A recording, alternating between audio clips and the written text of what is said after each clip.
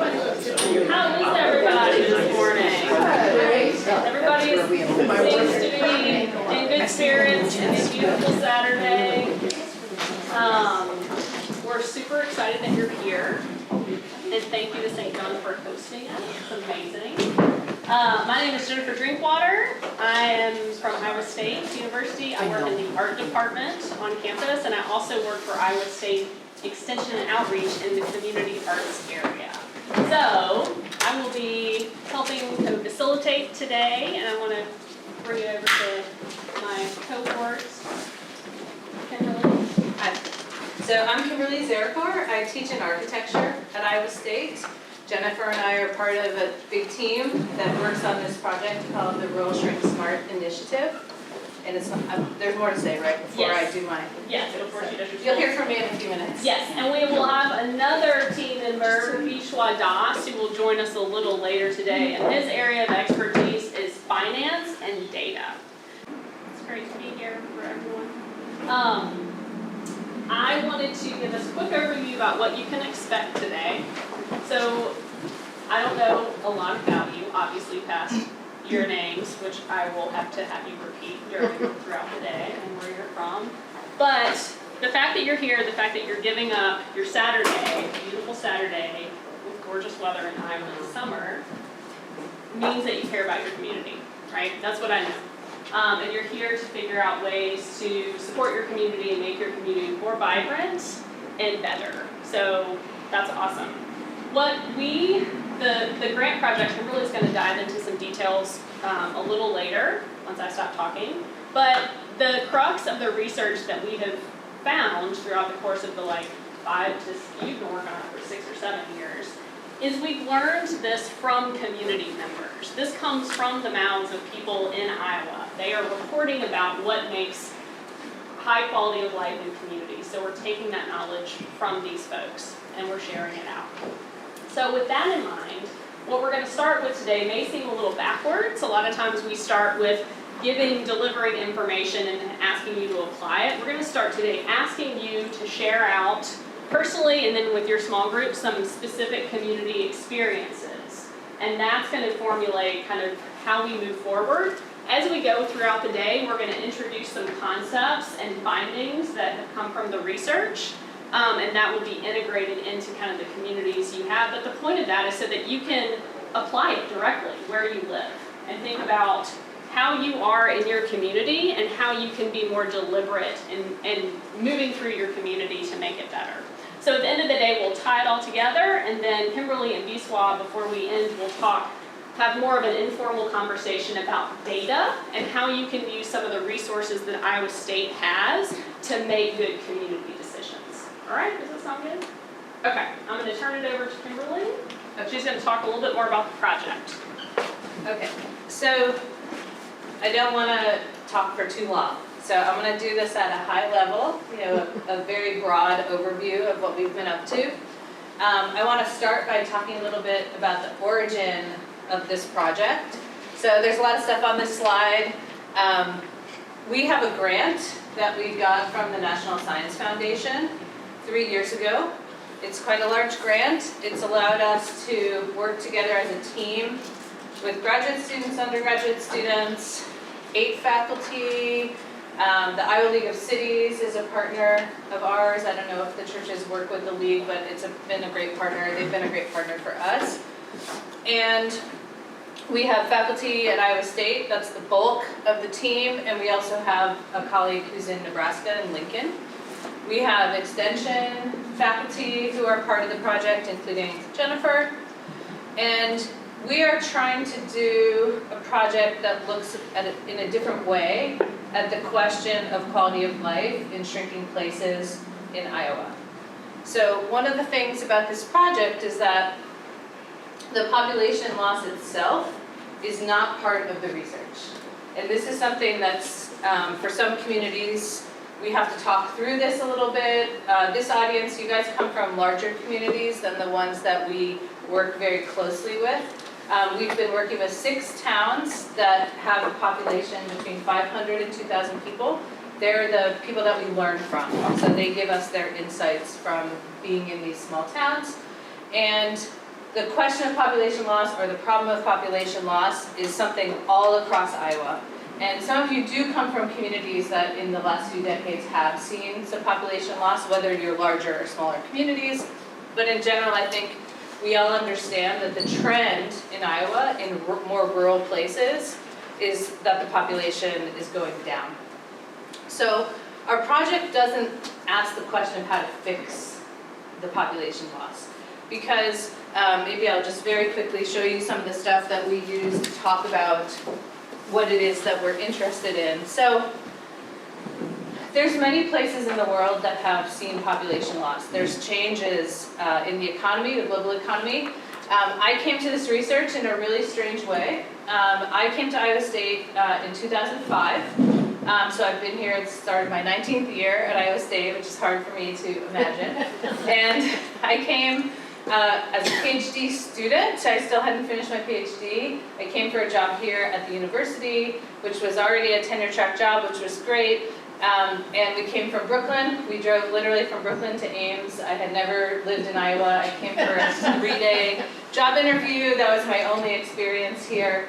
And I came with a research field that has nothing to do with Iowa, which is that I spent about 20 years as a scholar, still am a scholar, of Eastern European post-war architecture.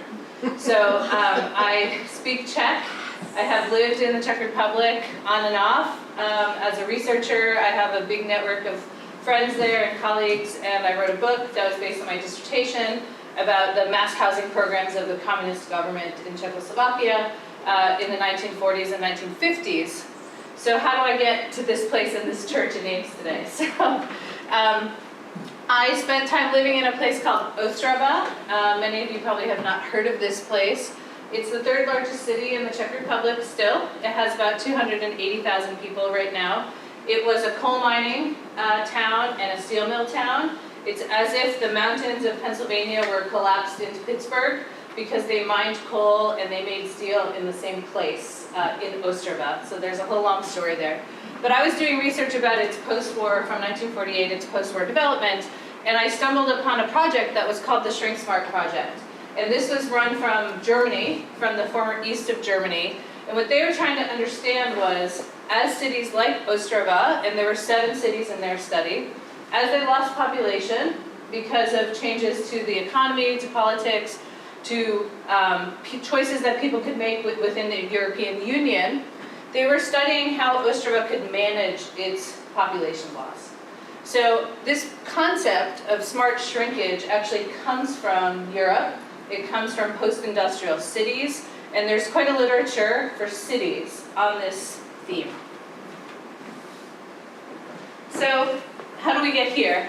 So we decided to ask a question, this is about 6 years ago, to say, what does this question of smart shrinkage look like if you try to apply it to places that are small, that are rural, and that are seeing a similar kind of population loss or a change in the population trend due to what we would call macroeconomic changes, so large-scale changes to the economy. I think that everyone can see that one of the things that's happened in Iowa is you need many fewer people to do the farming labor that used to be the engine of all of the small towns. So all of you are very familiar with this. There used to be many smaller farms. Each family had a lot of kids.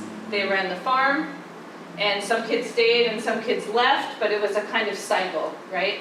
Nowadays, you just need a handful of people to farm thousands of acres and lots of big machines. And the population loss in Iowa is directly related to the fact that there simply is not a labor need. So one of the things that's hard for people to really think about is that this is the map of the Corn Belt, right, with Iowa in the middle. We are in a part of the country that has a completely different kind of workforce now. And it's a workforce that's much more situated in suburbs and smaller cities, larger cities. And I think all of you, especially the people in Des Moines, you can just see the boom that's happened in the last, since I moved here, in the last 20 years, everything around Des Moines is just growing so fast. So we see in our project that the fact that you just don't need so many people out in the rural communities is really affecting Iowa, because the landscape was set up with there's almost 1,000 towns in Iowa. So as of 2023, there's about 940 towns in Iowa, which is an amazing number. The smallest town's 14, the largest is 214,000, and about half the towns in Iowa have fewer than 500 people, if you can imagine that. And in fact, 75% have fewer than 750. And this is a statistic that people they have trouble wrapping their minds around. When we first started doing this work, you just think about what that really means. But what happened is that we used to have a very dense rail network, the densest in the country. You could move between all these little towns. You could go visit people, your grain and your products, your commodities could move. The entire system is gone for passenger rail, right? You can't get anywhere anymore, except with a car. And we still have the 940 dots on the map. They're dispersed on a grid. They were set up to serve the scale of the 19th century farm economy. We don't need the labor anymore out in those small towns. That people don't have 6, 7, 8 kids in their households anymore, right?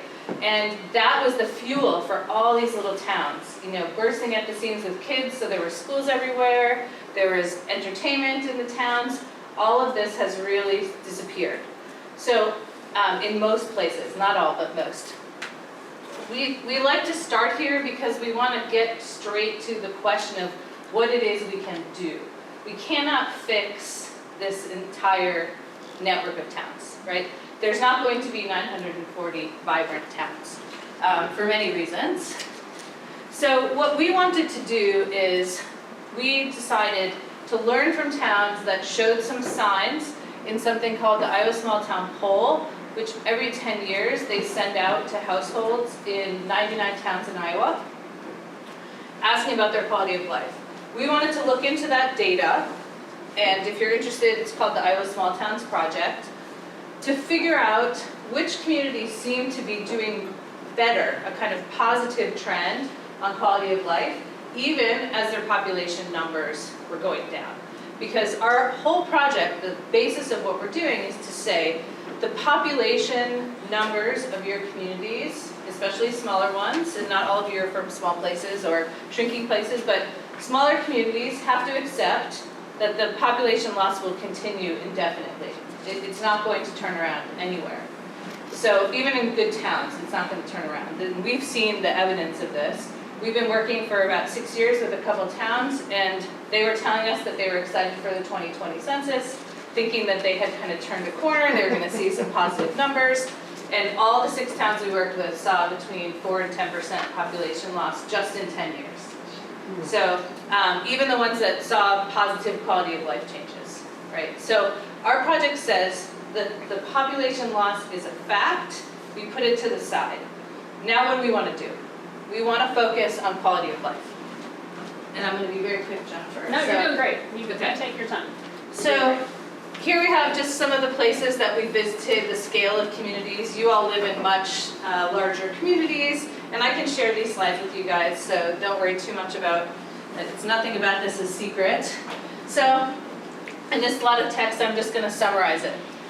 So we have been conditioned, especially in the United States, to think that growth, just general growth, is a sign of a healthy community. We try to get away from this. So we're interested to think about what to do in a place that's shrinking, and you're not going to change it.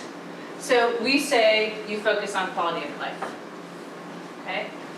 So we are trying to build in communities a mindset of acceptance and adaptation to the population loss.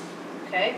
So, and we're doing the research to try to gather, learn from the communities, gather data and learn from communities that have seemed to figure this particular mix out. It sounds funny, your population is going down, but when you ask people about their quality of life, they say it's improved, right? You have to be actively working on quality of life for people to give you that answer. That's what we're trying to capture in our project. So things that we see: shrinking populations, aging populations, school closures, deteriorating infrastructure, a loss of retail stores, groceries, restaurants, Oh yeah, and I have this in here because I was visiting Latvia this summer and I gave a similar presentation in Latvia. So loss of many medical services. You all live in much bigger communities. Hopefully you don't have this problem yet. So how do we protect quality of life? So I'm going to skip a little. So what we did is we tried to find communities in this chart, and I won't get into the details. I'll just say every community from the 99, and this is a map of where those poll numbers come from, which towns. We're looking for this special quadrant that we call smart shrinkage. So every community on this map, my colleague David Peters, he did an analysis of their poll responses, like what they told us on the survey or told him. And we have 4 categories that matter to us. Places that are growing, that's above the line. Places that are shrinking are below. And then on the axis here, negative perceptions of quality of life and positive perceptions. So adverse growth is the one maybe you wonder what that is. A lot of those are meatpacking towns. So there's been a population boom, but a perception among the people who respond to the poll that the quality of life has gone down. The other 2 quadrants probably make sense to you. Growing and thriving, losing people and declining, right? So in our special quadrant, it's a little too, let's see, I'm gonna get us to, I guess I'll discuss it from here. So it's maybe a little too much text. So what we're trying to do is develop recommendations, right? Population loss is a process. You can still have quality of life because quality of life is within your control, within your community. And churches in our communities are one of the actors that we think we can activate to be thinking about quality of life. Economic development is something that we think in small places, too much focus and too much money is put on that. Because as all of you can see, there's booming towns in Iowa, the population in the state is going up. It's a specific problem in small towns and smaller cities that there's not the growth. And trying to compete is very hard and you can waste a lot of money in that way. So we think that smart shrinkage does not preclude future growth.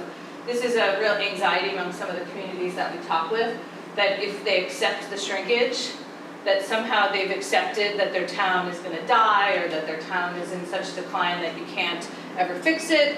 What we argue in our work, what we're finding is that there's thousands of towns. David Peters at Iowa State says there's 10,000 small rural towns in the Corn Belt. So you're one of 10,000 if you live in one of these towns. You want to keep your residents as a first priority. Focus inward, think about who's already there, who wants to stay, how to make their quality of life better. Then if somebody's actually looking to put a business there or looking to move to a town, they want to go to a place that feels that people are happy, that it's vibrant, that there's stuff going on. Does that make sense? So this is a different way to talk about the problem because a lot of places really just want us to come and tell them it's going to be okay, somehow you're Just going need to a grow. factory. Yeah. Yeah, you're going to get a call center, you're going to get a little factory, everything's going to be fine. But in fact, this isn't true. These towns really need to think about the population loss as a new normal, and it's going to continue. So I think this is as much as I should say. Okay. Even though you know me, I can say No, that more. was awesome. Okay, so do you guys have any questions for me?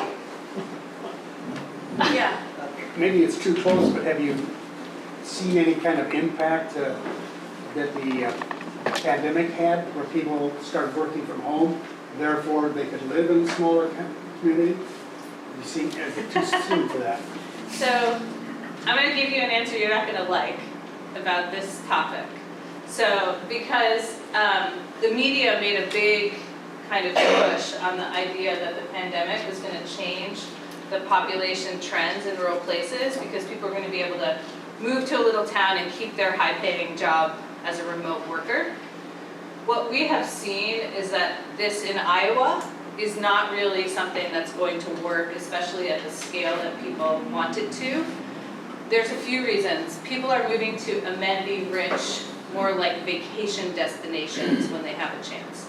Near mountains, near oceans, near kind of recreational opportunities, and Iowa ranks very low, lowest in public land in the country, I don't know if you guys know that, and very low in terms of natural amenities. So this means that if you are going to go to a little town, you can go to the mountains of North Carolina, or you can go to the ski areas of Colorado, and going to a little town in Iowa is a tough sell. The second problem is that in a lot of these communities, we see a lack of openness to the kinds of diversity and mindsets that younger people are attracted to. So has nothing to do with a job. It's that people don't feel comfortable moving back to that place where the population maybe is older, where there's fewer children around, where their kids have to take a bus a long distance to get to school, where their lifestyle might be something different than what's in that town considered the norm. And so we don't see at all really any evidence, except for at the very edges, a couple people moving back to small Iowa towns. The only people that do come back are for family reasons. So we see this a lot. We see, and we talked to Emily about this, right? Yeah. So we see people who have left and come back if their parents need help, if they're in financial difficulty. Sometimes they recognize the quality of life of their childhood and they want their kids or they want to go back to that small town, but they're typically from that specific place or within that same county. We don't see a lot of mixing. So that's why we say in our project that a real priority for every community is to try to keep the people who are in the community from leaving. Because once they leave, the likelihood of coming back becomes very small. And this is a whole other complicated thing. You know, you want to send your kids to college, but if they go off to college, if they go from a little town, the chance of coming back is very, very small.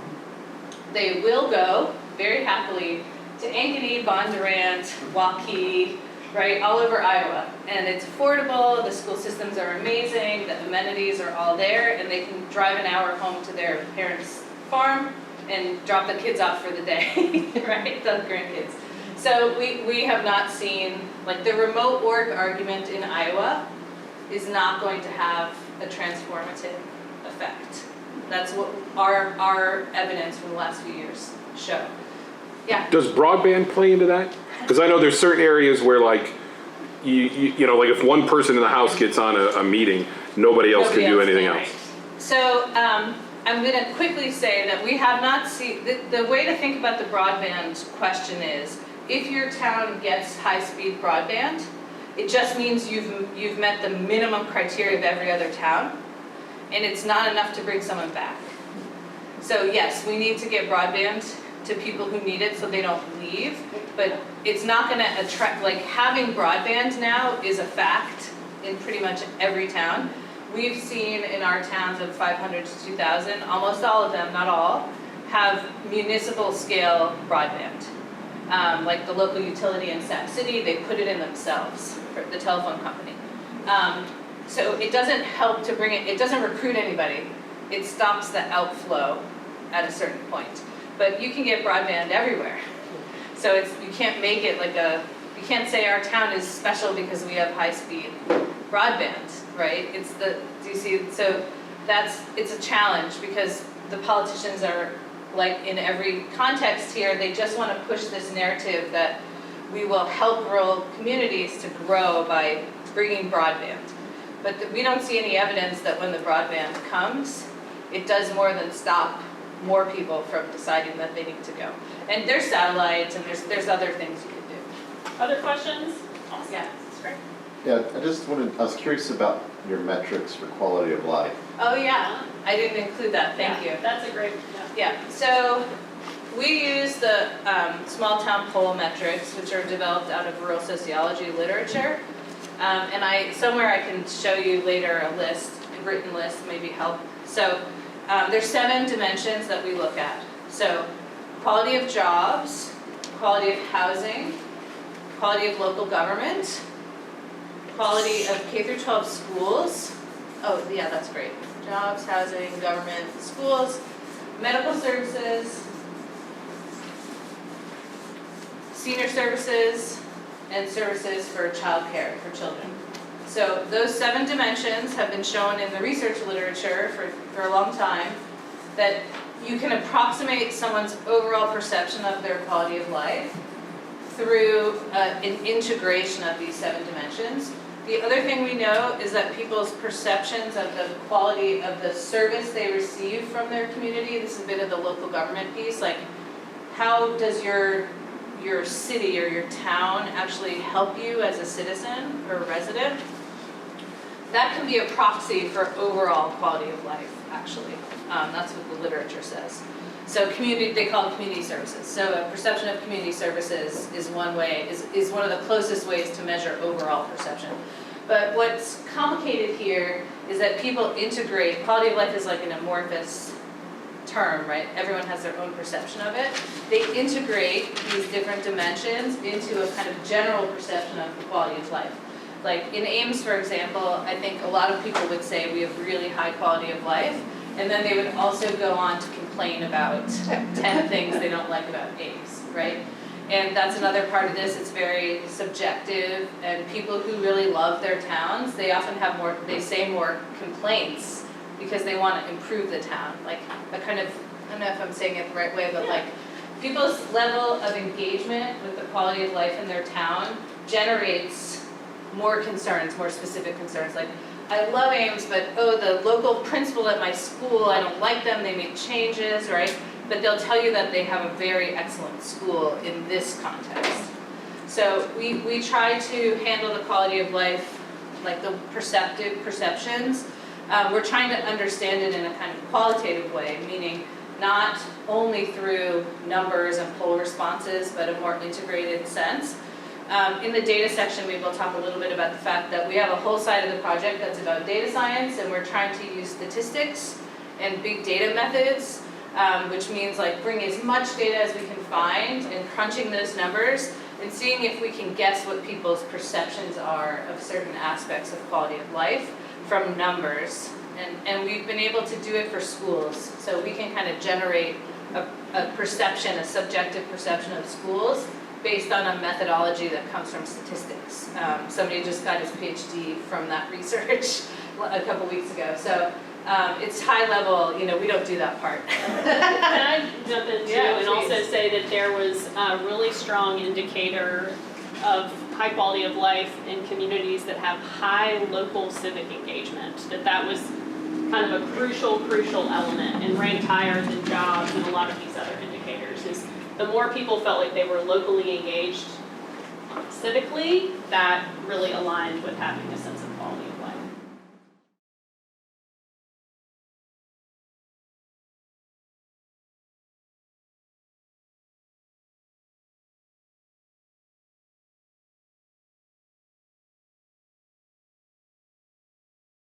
There were other questions? Yeah, John had a question. Well, just those of us in like larger communities or they have a lot of suburbs like you're mentioning, can this be translated or be applicable to like why people choose to live in this neighborhood, or community? So, do you want to take this one? Yeah. I mean, I have an answer, but I think you know this better than I do. I would say absolutely it applies.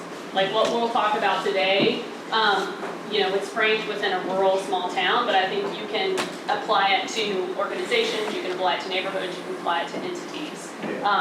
And that, especially in a lot of suburb areas, they become anonymous, right? You live in a community, you don't know your neighbors, there's no local places to walk, so I think you can absolutely take what we're gonna talk about today, and if you feel like, I live in Des Moines, how is this gonna work? Yes, it will apply. Yeah, and I would just say, it has to do with building an identity that attaches you to the place where you live. And some of the suburbs are growing so fast, and we would say the sort of design and urbanism and quality of the environment is not being taken into consideration in a way that allows people the kinds of public spaces where you get to know people. Yeah. Ames has great parks and walking paths and all sorts of stuff that I think, for me, living here for all these years, I feel rooted in the community. We're going to talk about some of this, actually, very specifically. And a lot of so I don't want to say more. bigger communities too they're people are highly mobile, right? So they'll stay in one spot and they'll leave and they'll move, and there's not a lot of rootedness in places. And so again, this will help to talk about that and encouraging that rootedness and that attachment, like you're really saying. God, these questions are amazing. Yeah. My son's family moved to Bondurant 10 years ago Yeah, because they wanted a small town. It has doubled in population since then. and it will keep growing. And he's looking to move to Further out. Really, just to get further out, yeah, because of that. Yeah. But, Bondurant, I think is an interesting case because it lagged behind Ankeny for a long time, right? But the development is it's like a wildfire, it's like hopped the highway now. Yeah. And family leaders trying to build, I think that's the name of it, the Christian organization from Sioux City is trying to build a big compound there, right, in Bondurant. So that's driving more, like there's much more focus on Bondurant now. I think your son should get out now and sell to them at a high price. You had a question? Yeah. Yeah, did you look at the change in ownership of land ownership? Because there were so many farms that were owned by people who are 60 and older. And as they die and the land ownership changes, corporations are buying the land. And so I didn't know if you had looked at small towns and the ownership of the land surrounding those towns. So this is a much bigger, more complex topic than I want to get into here, but I would say that what we know is that small towns, the kinds of towns we're working in, most of the people in the towns were not the farmers. So you guys can understand that there's a difference between the in-town people and the farmers, right? So in the past, the farmers used the towns as their service centers. They shopped there, they went there for entertainment, the kids' schools were there, right? So they had a connection.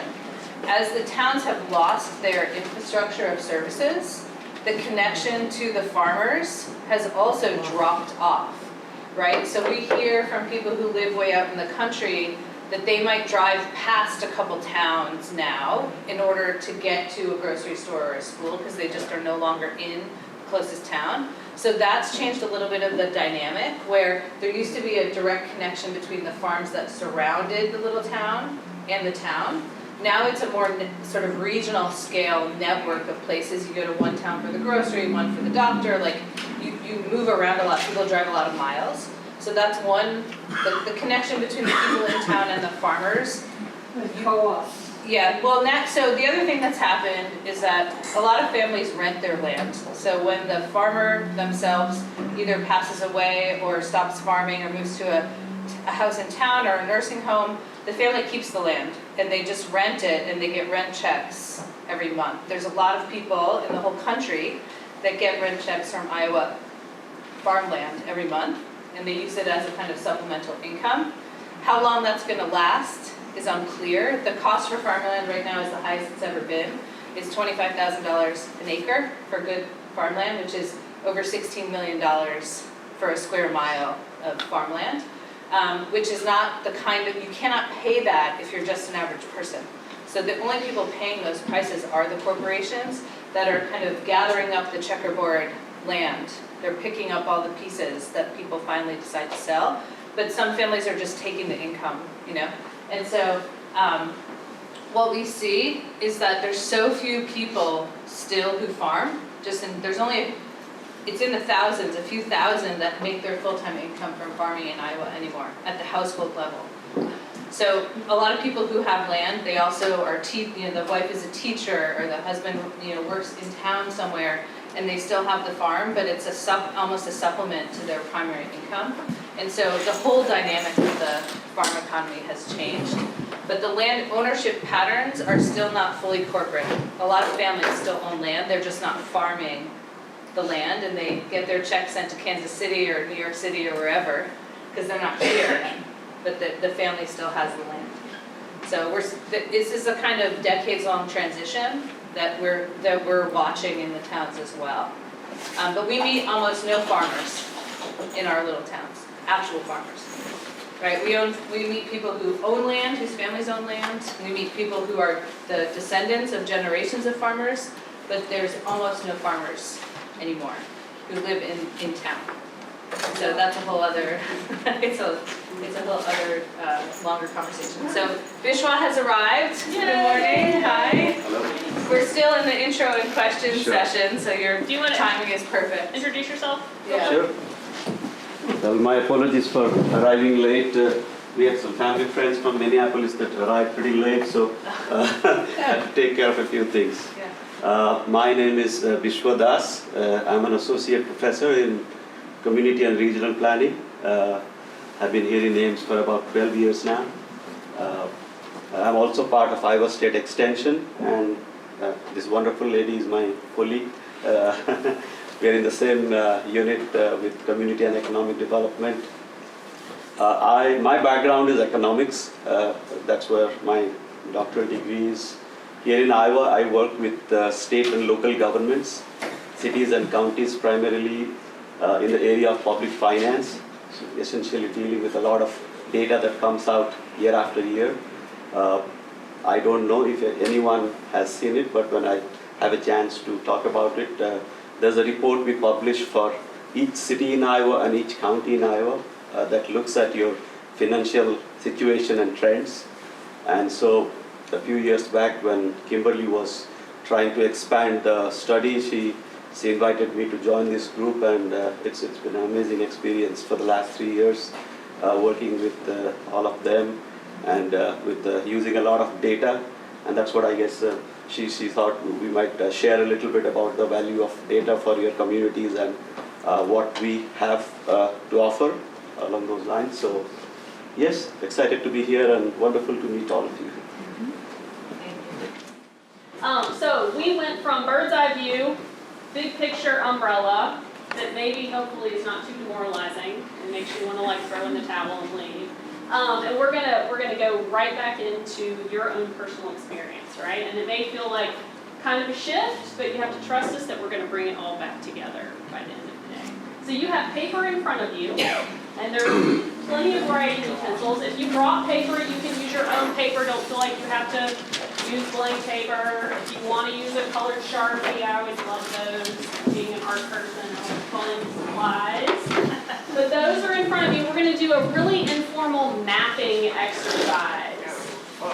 Do not feel like this is going to be a traditional mapping exercise, as in things need to be proportional, all of that sort of stuff.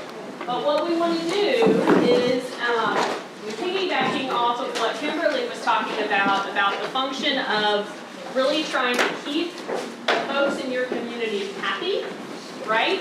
And if we want to encourage people to stay high quality of life, what we have found by looking at the communities we've worked with, that high quality of life is directly aligned with high levels of civic engagement, and also something that we'll talk about after lunch in more detail, high levels of social capital.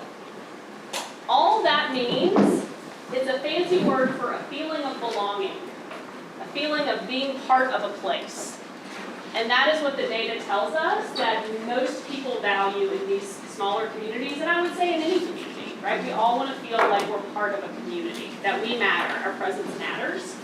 So what we want to do now is we want to look at your personal, typical daily life. We want to start grounding what that means about being in your community and how you move through your day. So I want you to, this was just 2 days ago, but if you're anything like me, it's really hard to think back 2 days ago. I want to ask you to think about a typical day during your week. I'm going to pick Thursday just because that was the most typical day for me. But if you're like, my Thursday this week was like not really typical, you can pick another day, okay? So get a day in mind. I will just give you an example. My Thursday, what it looks like was I got up early, I walked our dog, I went downtown, I live in Campus Town just a few blocks south from here. Went downtown where I have a studio/office. I had an hour and a half long Zoom meeting. Vishwa was part of that. Then I drove to Pella, Iowa, which is a little bit, sounds unusual, but because of extension, I tend to go places during the week, so it's not all that unusual. Came back to Ames, went back downtown, and then had people visit the studio for a board meeting for a local nonprofit board I'm on. And then I went home and walked the dog. Kind of typical typical day. So I want you to just get in your head, does everybody have a typical, is Thursday typical? If Thursday is not typical, think Wednesday, Friday. You just want to think really specific about where you were on a typical day. Once you have, We want you to use one day. One So day. even if something happened that was unusual that yeah, day, just think of keep it. one specific day, okay? So once you have that in mind, I want you to just write on a piece of paper a list of all of the places that you went on that day, okay? So I'm gonna say Hermine, dog walk, studio, Central College, studio, home, dog walk. And if you work from home, if you work remotely, you may also put in your digital footprint, right? Like I had a meeting online with this group. That's also totally fine. Okay? So just take a couple of minutes and think about that. We're not going to test you on that. We're not going to validate, make sure what you say is absolutely true. It just helps to kind of ground you, like, what's my day like? Where do I go? Where do I go? You stop by your kid's house, to see your grandkid, whatever it is, all those little places, okay? And what I would like you to do now, and this tends to throw people off, so don't be alarmed. I want you to just do a visual map of where you went. Okay, I'm gonna do an example so people don't panic or feel like, oh my gosh, I don't know this. I'm gonna say, this is my home in Campustown. I went on a dog walk down the street and back. It was very short. My studio is downtown. This is obviously not proportional at all. Here's my studio. I went to the post office. I went to Wheatsfield, and then I drove to Pella. You see how Pella is equidistant now from my house to the post office? Obviously not accurate. Then I went back to the studio. Then I went home, and then we went on a longer dog walk around our campus, cross-country trails, and then I went home. Something like that. Super easy. If you want to just, you don't even have to draw houses, you can draw a dot. Doesn't matter. It's just so you can start to visualize in your brain how you move around your community.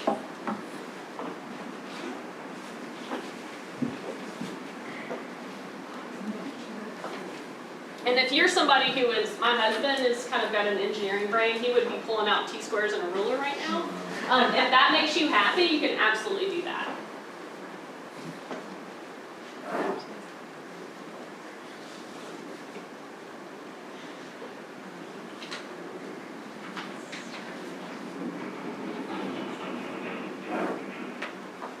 Again, no right or wrong.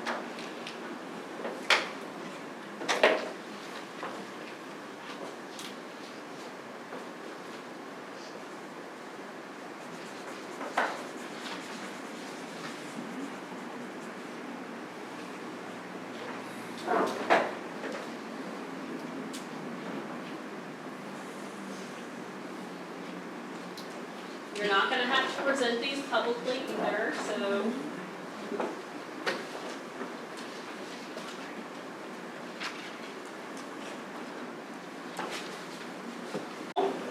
Is I want you to take time and consider each place that you traveled to during that particular day. I want you to think about who you came in contact with during those visits. I want you to think about if you just said, hey, and nodded maybe to the person who checked you out at the grocery store. If you ran into a neighbor on the sidewalk. If you had a meeting with a friend or a colleague. Anyone that you came in contact with, even if you don't know them.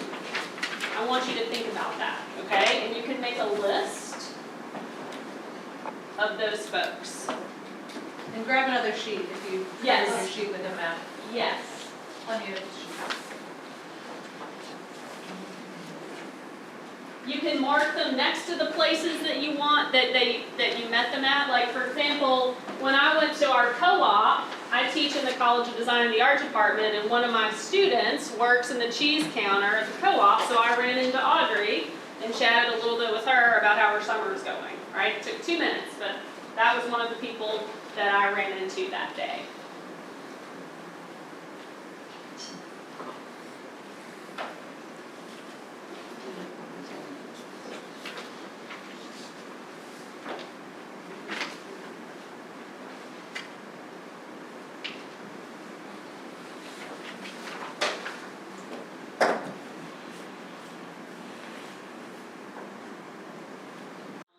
A lot of the communities we've worked with are that these little moments with folks that we see on a regular, semi-regular basis in places, they make a lot of difference. They matter a great deal to quality of life.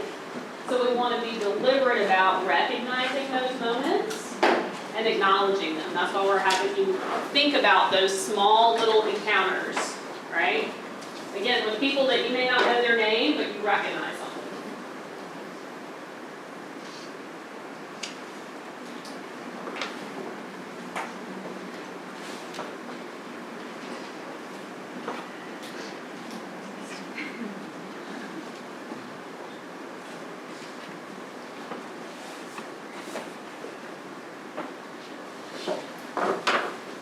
You're collecting data about yourself, what you're doing, about your own day.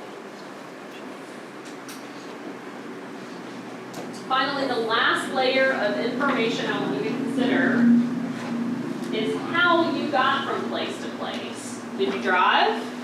Did you walk? Did you bike?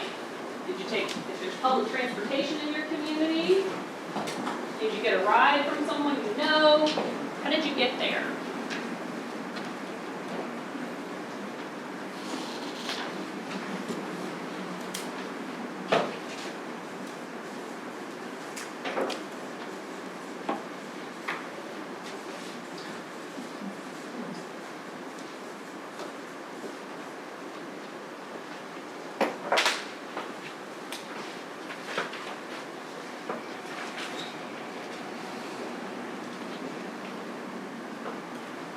And as a bonus, I would encourage you, in your mode of transportation, did you have any encounters? Did you wave to somebody who let you through a stop sign? Did you honk and wave at a neighbor? You were we walk with our dog a lot, so we know our neighbors pretty well. We don't know their names, but we see them enough to wave. Hopefully you didn't have a negative encounter.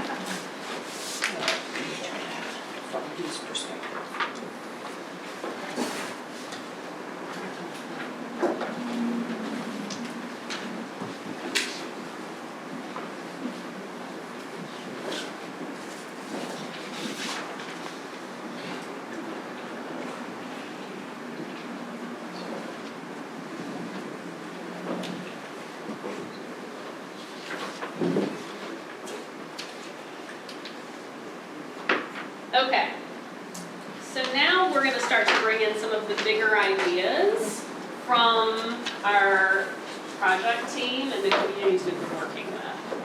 I want you to review your map, your lists, and I want you to pick a place that you identify as a place of belonging, where you personally experience a sense of belonging. I would encourage you to not use your home. And in this environment, I want you to encourage you to think beyond your local congregation. So if we think beyond your church community. You can certainly include that, but I want you to do an additional one too, okay? So not connected to this map or this day, just in general. Well, I would say ideally it could be part of your map, but if you're like, well, the place of belonging that really comes to mind is not on my map, I didn't go there that day, then absolutely put it there. That's totally fine. So when I say the word belonging, what words or feelings come up for y'all? Ownership. Ownership? Okay. What else? You guys can just shout it out. Well accepted. Feeling accepted? knowing people there, Okay, being called by my name. Yeah. like cheers. Yeah. Safe? Say, all right. What else? Comfortable. Familiar.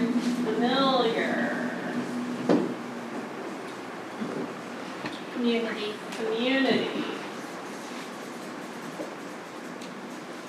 Anything else comes to mind? Relationships. Relationships. I have a hard time here. Everyone, this is old school. We're big on old school. Yeah. Easier the better, right? Some measure of ease. Ease. That's a great word. Ease. Anything else comes to mind? Friendship. Friendship. Love it.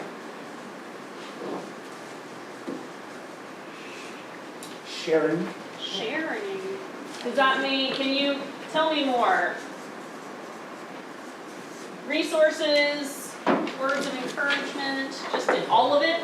Yeah. Sharing. Love it. Anything else? Yes? I think it's sense of purpose, Sense of- and, you know, there's a reason I'm there. Yeah. And I've got, you know, a function. Yeah. That's a great one. Keep that in mind. Feeling valued. Feeling valued, right? Like your presence matters. Yeah, that's a lot aligned with purpose. Anything else? Food? Part of the history, Okay. So part of the history. Like you're familiar with the history, or you I think time Having- spent there. having skin in the game of the history. Got it. Love that too. It's a great sort of visual skin in the game. Okay, so as you look at your map, what place or places, you just need to choose one, kind of evoke some of those feelings for you. I'm gonna say with my map, because I just went to my studio, which sort of is home, like I don't share with anybody, so I'm not gonna count that. I would say our local co-op in Ames, I feel a sense of belonging there, which is kind of weird. It's a food shop, right? It's like, I'm not on the board, I've never worked there, but I walk in and I feel at ease, I feel comfortable, I just feel like I can be there, be myself.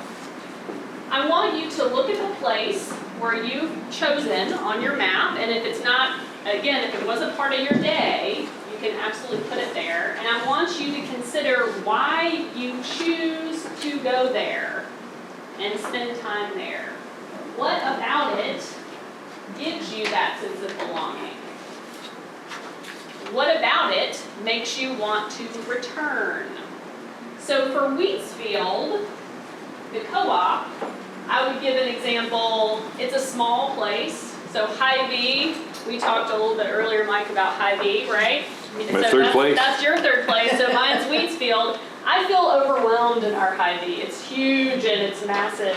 So, but Wheatsfield is small, it's informal. People acknowledge you when you walk in, they wave, there's a, eye contact. I know people who work there. I appreciate their values. That's why I choose to return. It's within walking distance from my studio. So just those sort of qualities give me a sense of belonging, feeling there. So I would invite you now to write down some reasons why you've chosen the place that you picked and why you continue to return there, be a part of that place, okay?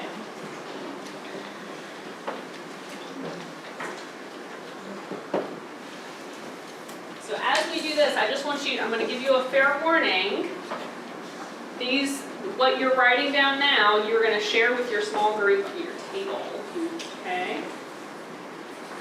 You guys are going to each sort of share out about that. I'm going to give you a couple more, another minute. Gather your thoughts, maybe write some notes for yourself.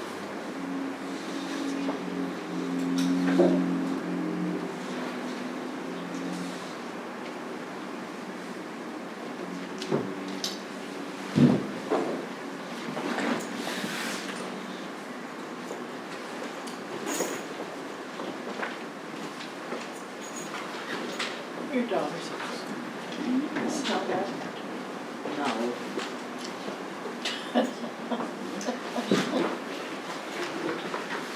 Are you feeling in the group yet? Okay, so I'm gonna invite you to gather with your group, your table. And I would say everybody at the table should spend a minute or 2 minutes sharing their example and what about that place makes you feel a sense of belonging, right? So you're thinking about common threads, you're thinking about just sharing out your experience with one another. Okay, so take about 5 minutes. So it's not a relationship.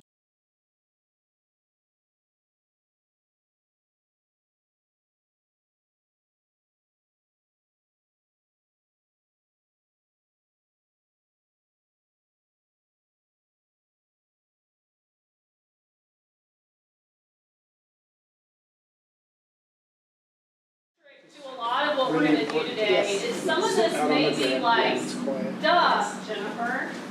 But a lot of that, what we've discovered with our research was, duh, Jennifer. It is actually the stuff that we know what matters. It's just recognizing it and being very deliberate about that. And so we start with on the individual scale because that's ultimately what we have control over, right? Right. We can't bring a factory single-handedly into a town. But we can talk about individual behaviors and places that then will start to ripple out and potentially have larger effects. So if you're sort of scratching your head thinking like, I don't really understand how this might relate, after lunch we're going to talk about some really concrete examples in some of our communities about what we're talking about now, how that might lead to larger collective action. So I just want to put a pin in that in case anybody's like, okay, trusting you here. I would love to hear any common threads that you found about belonging, qualities of belonging in specific places in your communities, and or surprising things that you learned. So you can just shout them out. We'll start here. I think what I gathered from our discussions among the four of us, Yaha was fun or joy. Fun and joy. Yeah. Yes. Absolutely. I could not agree I felt no more. fun. Did anybody else find that? Nope. No? No, we found sorrow. There was no joy. No joy. I have history and family. History and family. Okay. Anybody else? Any ahas or common threads? I think for us, commonality of purpose, but then also a place to make connections. Purpose and a place to make connections.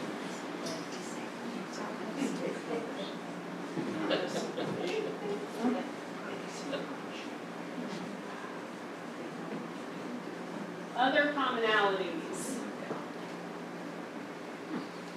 Friendship. Friendship.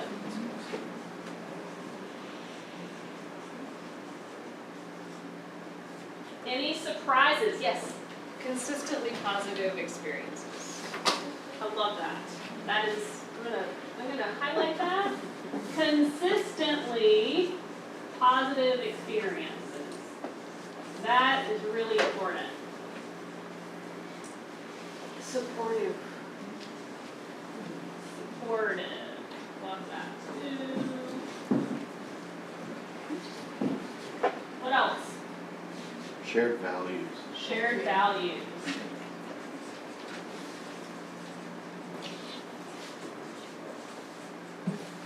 What else?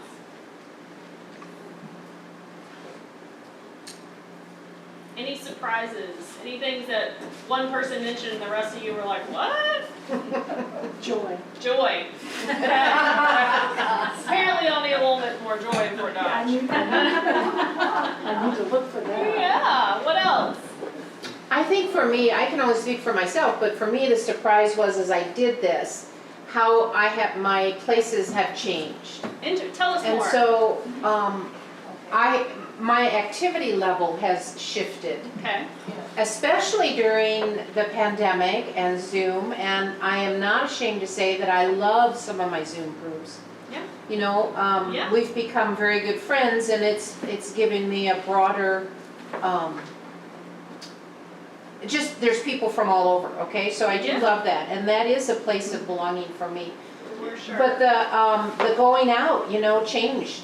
I used to be a lot more active in the community than I am now as far as going places. Sure. So that was a surprise. Yeah. But I think that's a really great point that digital spaces can absolutely provide belonging for us, for sure. Is there a hand or a question? No? I had accepted and valued. Accepted and valued. Oh, I thought we were on surprises. We were. Okay. Anything else that was surprising? Yes. The conversation that you or whoever talked about Hy-Vee made Yeah. me think about how impersonal that is for me. So, Grocery store.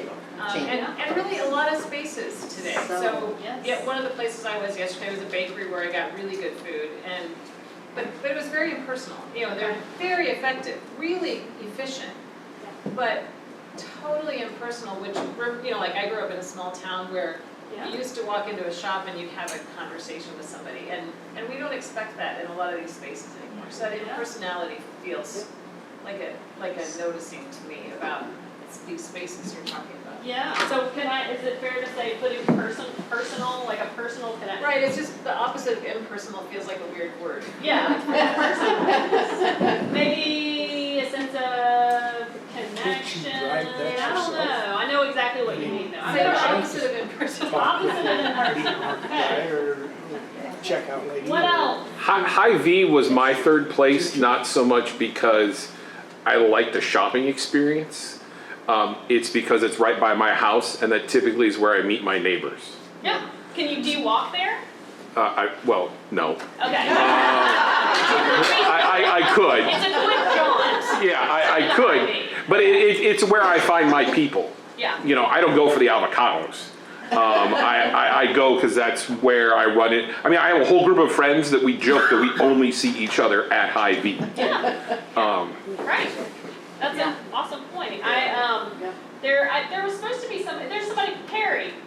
So I've done a lot of work in Perry. And there's a Casey's in Perry. And every time I go to Casey's, there's a group of men who are hanging out, solving world problems. It is. And so it's like, that's where, you know, that's their place of belonging. You know, for that, the Hy-Vee got rid of that space. Interesting. And put a, what's it called? Wahlburgers in. And Wahlburgers is like crashing, but the space where they used to have a coffee clutch, you know, there were always people there that were, hanging out. Yeah. Yeah, and so they don't do that now. No. Interesting. Now, on Sunday mornings when we go, there's a big group. And the Wahlburgers? All time, Yeah. at the Wahlburgers. And Just taking it over. we go, we go every Sunday, and it's the same people. Consistent, Same positive consistent people. positive experience. I was just gonna say too, I went and got a cup of coffee at the Starbucks there, and I called the little girl by her name. She had her tag on, and I called her by name, and she just looked at me, and she said, "Nobody calls me by my name." Oh, wow. And so that was really meaningful to her. Yes, it was very meaningful to her, and I think that we all need to make an effort to do that. Right, Because that young personal people, experience, right? yes, Use your names, yeah. they need to learn that. Yeah, But your customers are your friends, it's your people. right. That connected experience. Yeah. I said I can relax, You can where I'm safe, that I'm not, if I'm not collared up and, Yes, I would imagine. yeah. As part of Otherwise, the it's church, always, you know, You're on. you're on and judged and all of that business. People just come up to you and tell you all their problems immediately. I want that solution. Yes. I just want to know what about You know it. what I did? Yeah. Did you have your hand up, John? Well, just, had a experience where our our community association brings in food trucks, but it got canceled. And we and a couple other neighbors that showed up waiting for them. It's funny. Expressed our regret, but we ended up going to a restaurant, and it was like totally different kind of experience. It took all that community stuff out of it. Random people you don't know eating at a table, but we're hearing their conversations, but never talking to them. Yeah, yeah, Yeah, our local public library, I come from a town of 7,000, yeah. has an incredible program from toddler to old age, DIY projects, whatever you want to do, they have incredible programming for the community.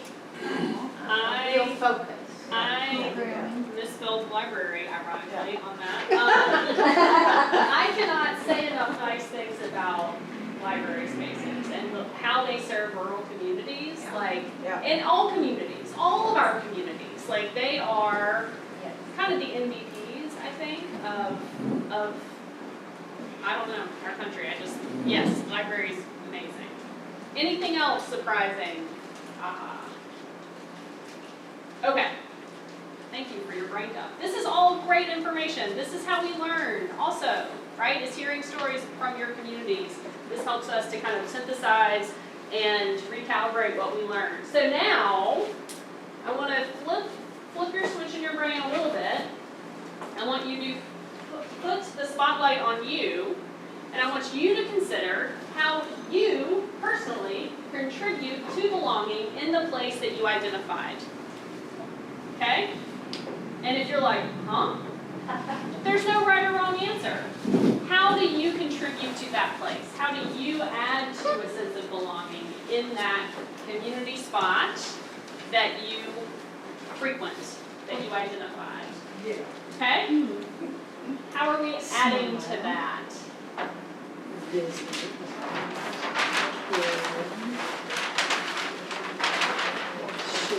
Before I walk in, I find myself really breathing deeply and relaxing because I'm super excited to be there. I never go into that place in a frump, in a rush, grumpy. I just it's like I settle myself and I'm like, love this place, walk in the door. I tend to smile as soon as I just want to totally support your feelings about Wheatfield. She's not making this up. So does Kimberly. It is awesome. You walk in, you're relaxed. Yeah, really. It's bright and colorful. You smile, you say hello to people, and how it plays out also in supporting that place. I'm a member there, right? So I joined the co-op. They have this program when you check out that you can round up to the nearest dollar in donation to a local nonprofit for the month. And so I have that every month. I'm like, you don't even have to ask me, just put it on my membership that you can always do that, right? Because I love that place so much. So that's how I start to also contribute to a sense of belonging, is it actually translates into dollars in some way, right? And I go back there often. So just a quick example from my perspective, if you're like, I don't know, that's how it might show up. Smile, right? Yeah. So what I want you to do, if you're at a point of okay, brain dumped again, I want you to share with your small group. You guys are coming up with a list of behaviors that you all do.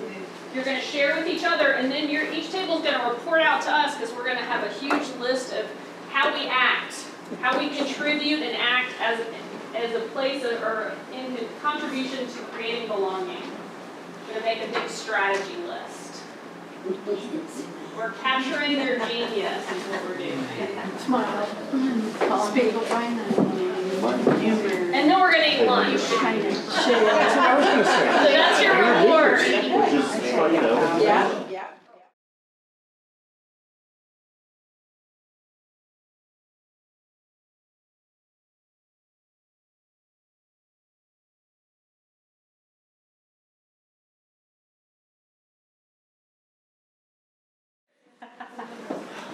There, I did my share. I did what I had to. What else? Call people by name or ask their name. Call people by name or ask their name.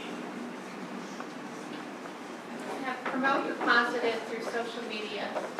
I'm a friend of the library, a friend of the city, a friend of this, a friend of that. As soon as I get something going on, I post it on my Facebook, something positive about Right, you're not just, no excuse my negative. language, but bitching and moaning on Facebook. Yeah, right. Yeah. And I want to make a quick comment about this, because when we first applied for funding from NSF, somebody wrote in the response part of our grant, do people in rural Iowa use Facebook? Because we're old, we use Facebook. We're not using Instagram and TikTok. I feel like there's, I just thought it was a funny comment, they were acting kind of like maybe people don't have computers or something. Right.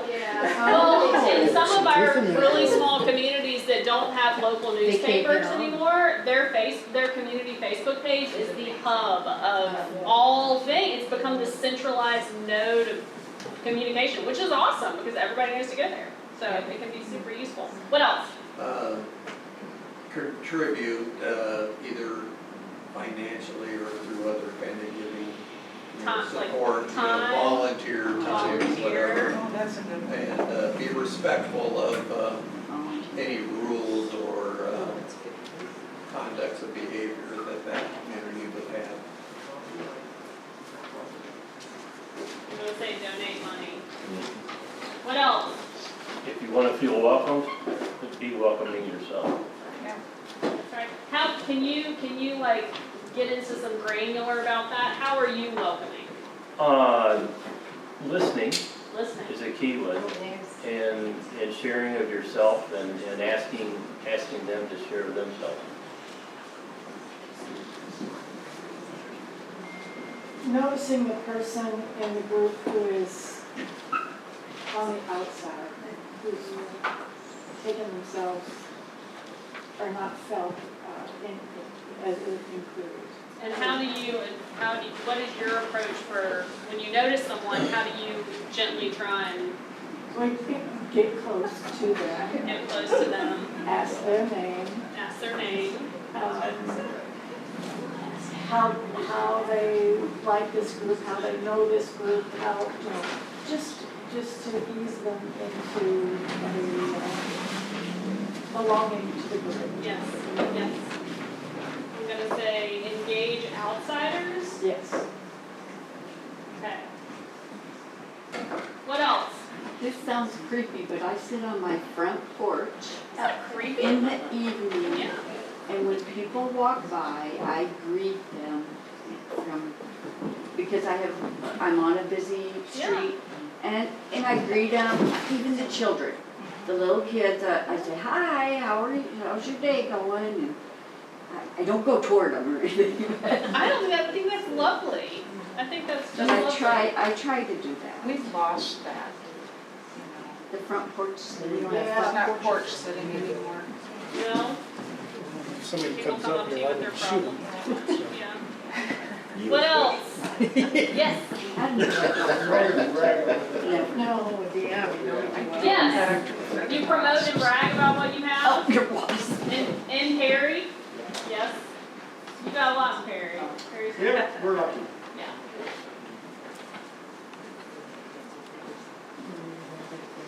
What about really small things that contribute to belonging that you might do?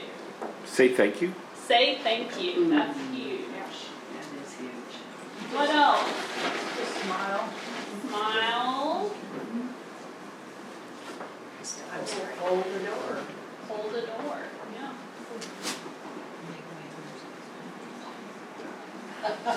Anything else?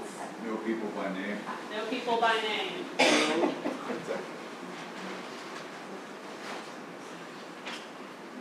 Introduce yourself. Introduce yourself. Yeah.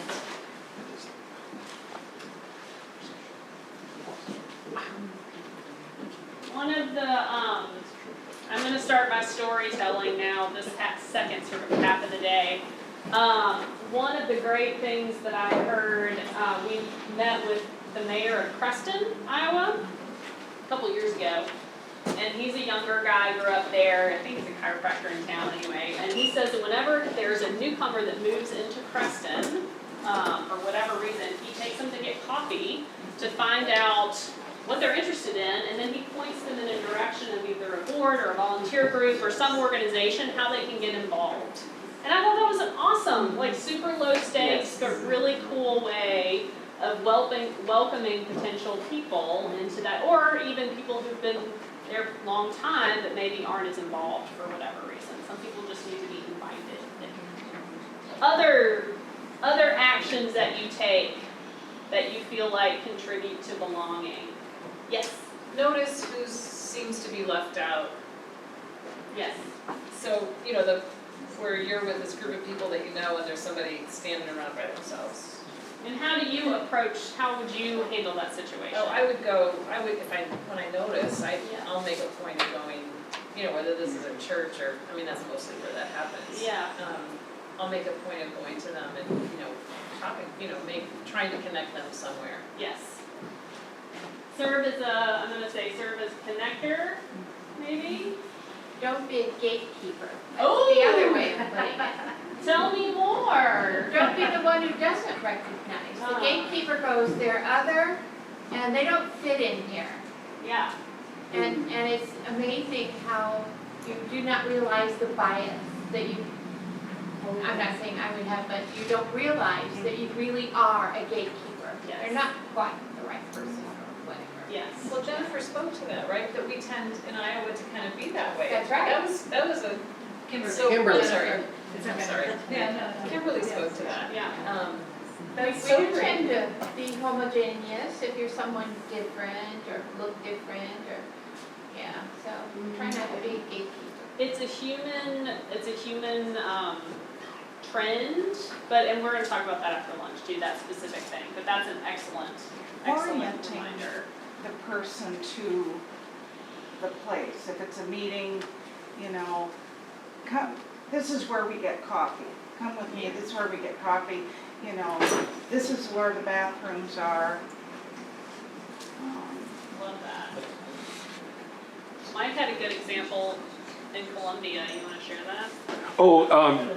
I went to the University of Missouri Columbia, and every exit on the interstate to campus has a tiger paws painted like huge, painted going up the ramp, and pretty much like first time you go to town, it's the easiest way to find which exit gets you directly to campus. And then driving into town here today, there are red and white signs that say, welcome students, follow the red and white signs.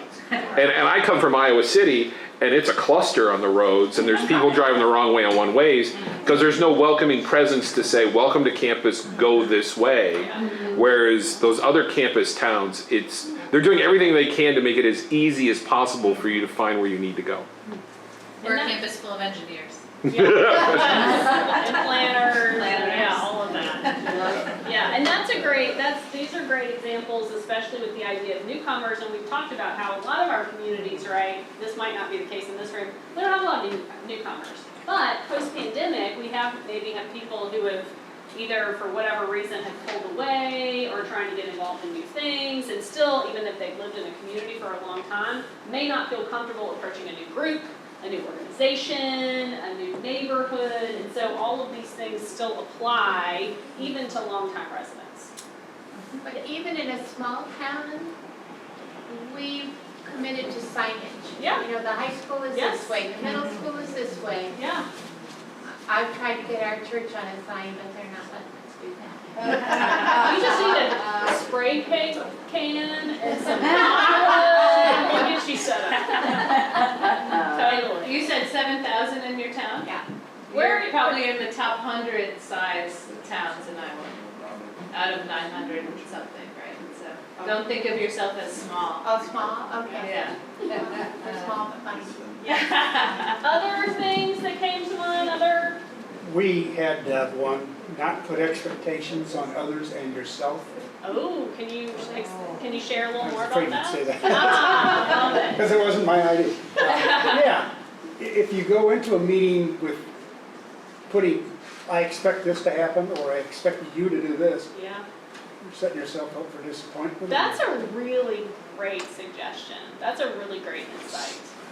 It's true, because we have these, it kind of goes along with gatekeeping, right? Yep. It's like these quick judgments of control, this is how I think this is gonna go. And one of the things that I feel like we've noticed with our communities is high quality of life is aligned also with flexibility, right? Of like allowing people to come into a group and the group shifts and changes and change happens because of the contributions that are made, right? And not having those expectations. That's a really good one.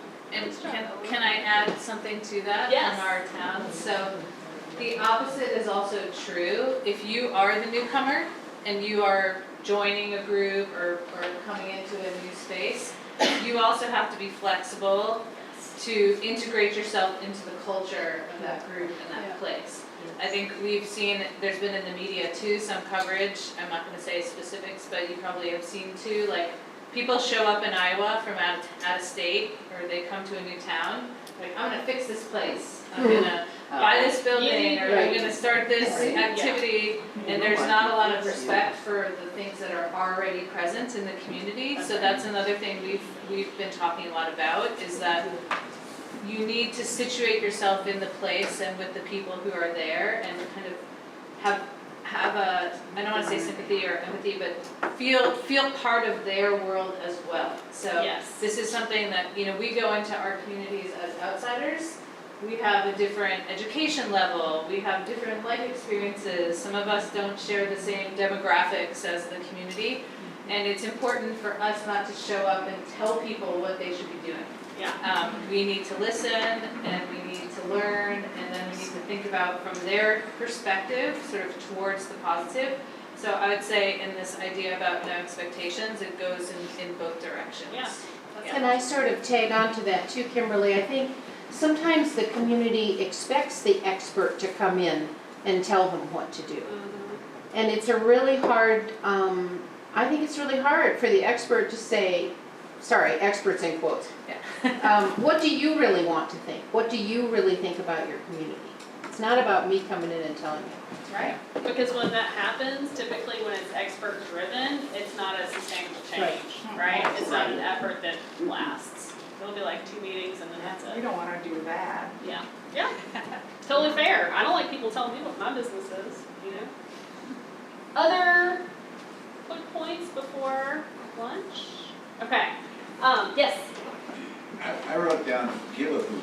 Give a hoot. Just show up, you know, and especially in like service organizations and like Kiwanis and Rotary and churches, we're seeing such a decline in membership where people just don't show up anymore. And, you know, building that sense of community, you know, part of the question is where are they? What are they doing instead of this? It comes back to And the other part of the question is, what can we be doing better to make it, bring people back in? We're gonna talk about that for lunch. So I couldn't explain that more.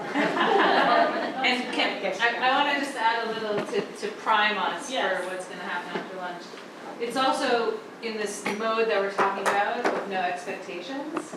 It's also a question of how churches in particular can become part of larger networks rather than expecting that the person's gonna come all the way back into the church. Right, so this is the sort of two-way, right? So people are finding community, it may no longer be in church.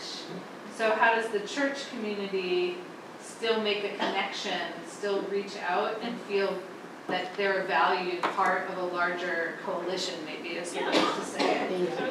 This is part of that, not gatekeeping, right? Like, the church controls a certain, you know, like, we're the church, we do this, you can come, we want you to come every week, come to our meetings, come to our stuff. And somebody might say, the church is not my place, right, so I'm not gonna enter through that gate. So the question is how to open wider and not make the threshold be that they need to be in the church, but in fact work with the church community. So this is a hard, I think this is a hard, that particular intersection is a hard conversation. And you can, I mean, that applies, like, I feel like that applies to Iowa State University campus. yes. We expect communities to come to us and get our, you know, feedback or whatever. And so it's not just, I mean, certainly it's all, lots of different organizations and how. Yeah, this isn't just a church, it's not just a No. church problem. That's but right, it's a Some lot. of this question of the gatekeeping that Yeah. I think there is within religious culture in general, not just churches. Yeah, But there's that kind of boundary line of being in or being out, yeah. and how to negotiate that. So as a kind of wrap up, we talked a little bit about the project, Rural Shrink Smart, concepts behind it. We talked about what constitutes feeling of belonging. We identified some places in your community that you feel that, and then we identified how you contribute to belonging. And after lunch, we're going to talk about big picture, how that can lead into bigger action in your community, and then we're going to end with a conversation about data, and then that'll be it for the day.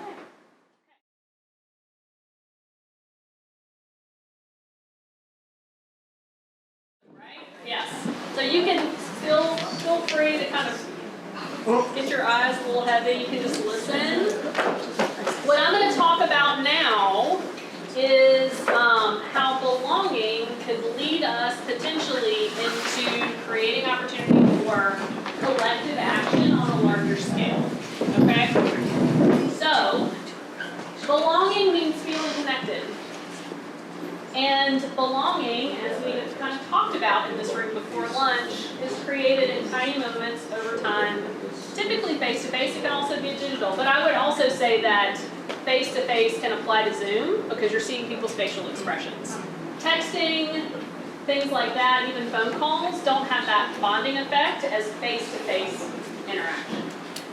So, one of the wonderful insights before lunch was that belonging, the term comes up, I think it was, I can't remember what the exact phrase was, but it was consistent positive experiences, was that right? I think that was it. So that is something that we find, is that regular interaction is consistent, that builds trust, and all of that leads to a sense of community belonging.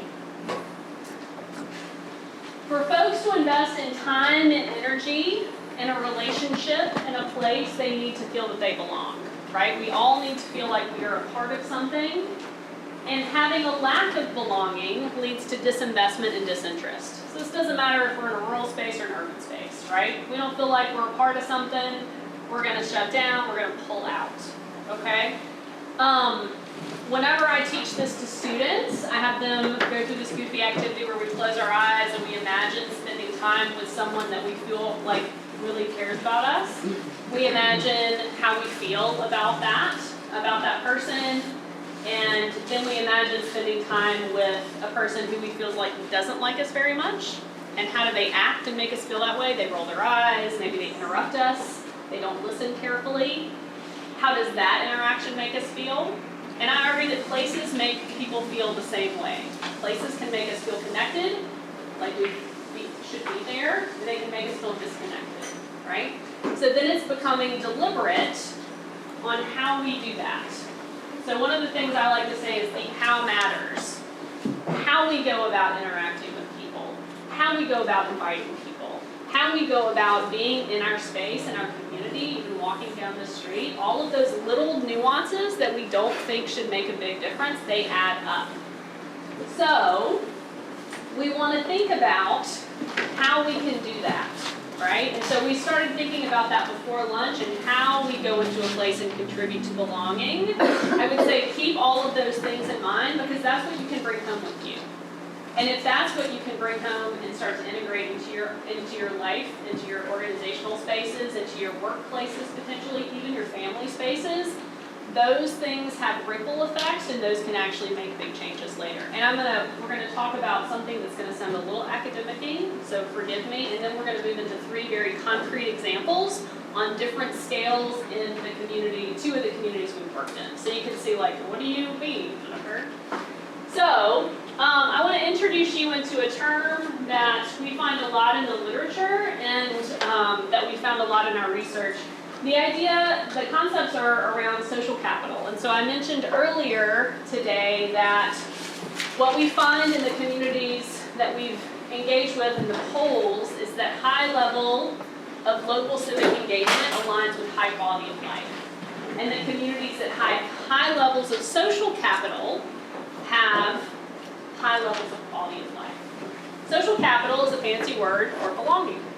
It is the feeling of being part of a space. It's really hard to measure. There's things that you can look at, like voting records, there's like random points of data, but a lot of it is qualitative. It's how people respond to you. Like, I feel like I belong or I don't. So there's two types, and these two types are super important, and so this is where we're going to talk about gatekeeping. The first type is called bonding social capital. Bonding is when you feel connected to people with similar backgrounds and experiences, okay? So if you are, I would say, probably people in your family group, close friends, people in your congregation potentially, people who, if you're from a small town in Iowa and all of your neighbors, you all grew up in that town and you all went to the same high school and you all went to the same church, you're probably pretty bonded. You have very similar life experiences. This is grounded in the sense of identity. So it is in a sense of this is who I am, this is how I identify, this is crucial to kind of my sense of myself. Too much bonding social capital can be negative. So keep that in mind. We all want to have a sense of belonging, but too much of this is bad. And the reason, and it can be very common in rural spaces, the reason is because it starts to create gatekeeping, insider-outsider. If I have a sense of who I am, and this sense of who I am resonates amongst my entire community, this is who we are, then if newcomers come in, if things start to change, those people aren't as welcome, right? There's an insider-outsider thing, and that can be really real and very detrimental. So we just want to be really cognizant about when we say belonging and social capital, we don't mean this necessarily, okay? So if we think, well, what other type is it, Jennifer? What else do we do? So glad you asked. What we're interested in learning about is bridging. This is where the magic happens. According to the literature and what we find, you can't have too much bridging. There's no such thing as bad bridging. It is awesome. So bridging is when you connect people who are not like you. All right? You're connecting between individuals. It can be individuals of people. It can be groups of people who have diverse backgrounds and diverse experiences. That is positive. There's no downside to that in a community space or in an organizational space. Okay? And this is what we find when we interview folks in these small communities who have high quality of life. We see so much evidence of bridging. And they don't know that they're doing it. If I were to be like, oh, it's bridging social capital, they'd be like, what are you talking about? They just do it. It's just part of their culture, okay? So, instead of being grounded in identity, since everybody, this kind of social capital has different kinds of identity, it's grounded in purpose and action. So people are coming together across divides toward a common goal or purpose. They are working together to do something bigger than that within their organization or their group. That is huge. The cool thing about bridging social capital is it seems to be a self-perpetuating cycle. So you get people who are different come together to work on a project. During that project, if they have consistent positive experiences, they get more bonded to each other, and then they work on another project. And then it's an upward spiral. Again, no downside. So, more the better. So what we want to think about is how can we start to create opportunity for bridging in our spaces, whether that's within your congregation working across the street from another housing community, potentially, or if it's within your small town. How are you involved in bridging already? I guarantee you everybody in this room, you're doing something that's doing this, okay? So recognizing that that is a really beneficial thing to do, how can you be more deliberate in doing that? There's some situations too where bonding and bridging overlap. Like if you work on a collective you work on a project with somebody and you have very different background experience, but you become super good friends, and you become bonded through that. Like that, they overlap, they're not totally separate, but this is kind of that action part of working together is really what we want to focus on. This is me yelling at you via via PowerPoint, okay? So, I would love to share a few examples about what this might look like in communities on different scales, right? So it's not just like, I'll end with a really large example, but sometimes starting with that makes people feel like, there's no way we can do that, Jennifer. So we're going to start small. We're going to start in Bancroft, Iowa. Has anybody been to Bancroft, Iowa? Awesome. Yay! Amazing. Bancroft. Sign that Bancroft is good at bridging. They are so good at bridging. So Bancroft, population 699. We've been super fortunate to get to know Christy Newman, who is the city clerk. City director. City director of Bancroft. She gave herself that name. I don't know who gave her that name. She just decided. She is city director. She is, if we could like clone Christy Newman, we could solve all of Iowa's problems. Truly. She's amazing. And it's just part of who she is. Like she's not reading community development books. She's just like going out and trying stuff. She's a very much of a yes and yes. Can you just go back to the previous slide? Yes. 30 seconds. Yes. I want more of that. No. Yes. Yes. So Christy Newman is not originally from Bancroft, but she moved there. And she is wonderful at creating positive opportunity to connect with people. One of the things that she started doing pretty early on in her tenure was she would read about accomplishments that high school kids or young people or really anybody in the community, some kind of recognition, like they won a sports tournament or they got an award or whatever. And she would just send them a handwritten thank you note. Not a thank you note, just a handwritten acknowledgement. Like, hey, I saw that you did this. That's amazing, congratulations, we're so proud of you. Just started doing it over and over and over. That little impact led to a young person becoming more of a community volunteer because she felt like she mattered in that space and she was seen and she was valued, right? And so a lot of our communities, we hear about people being like, nobody shows up to stuff. We can't get anybody to volunteer. And Christy did not do this with the foresight that this was going to lead into an increase in volunteers. She just did it because it was a nice thing to do. But it had this ripple effect that made a difference later. One of the other things that they have started doing in Bancroft, and this is hard to read, so don't worry about it if you can't see it. They have a Bancroft, Keeping Bancroft Beautiful Award.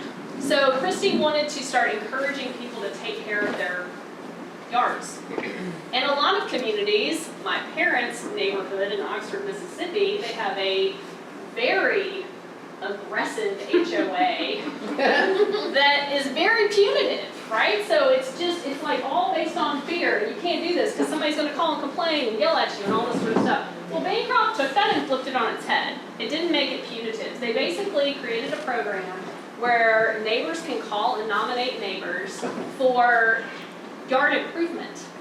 And how much is your yard improved, and we see that you've done this, and they get a sign every month and they get a gift certificate. So there's no downside to it. There's no citations, there's no complaints. It's a feeling of goodwill, and that has really improved. She was telling us a story about how a group of young guys who were just out of high school or college, early 20s, really. And they were in a rental house, which is, I live in campus town.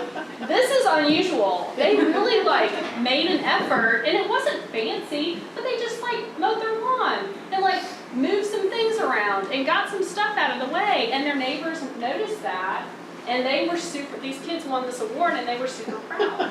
And again, this isn't rocket science, right? It's not anything that's complicated or hard to do. It's just, I see you, we recognize you, thank you for your effort, and you matter here, right? So these are really small things that all of us can do that we can take back to our places.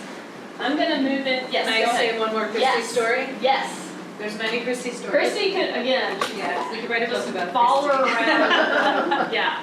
Something that she told us very early on in getting to know her that stuck with me, that maybe is useful for you guys, is that she never asks people to volunteer for long shifts. Yes.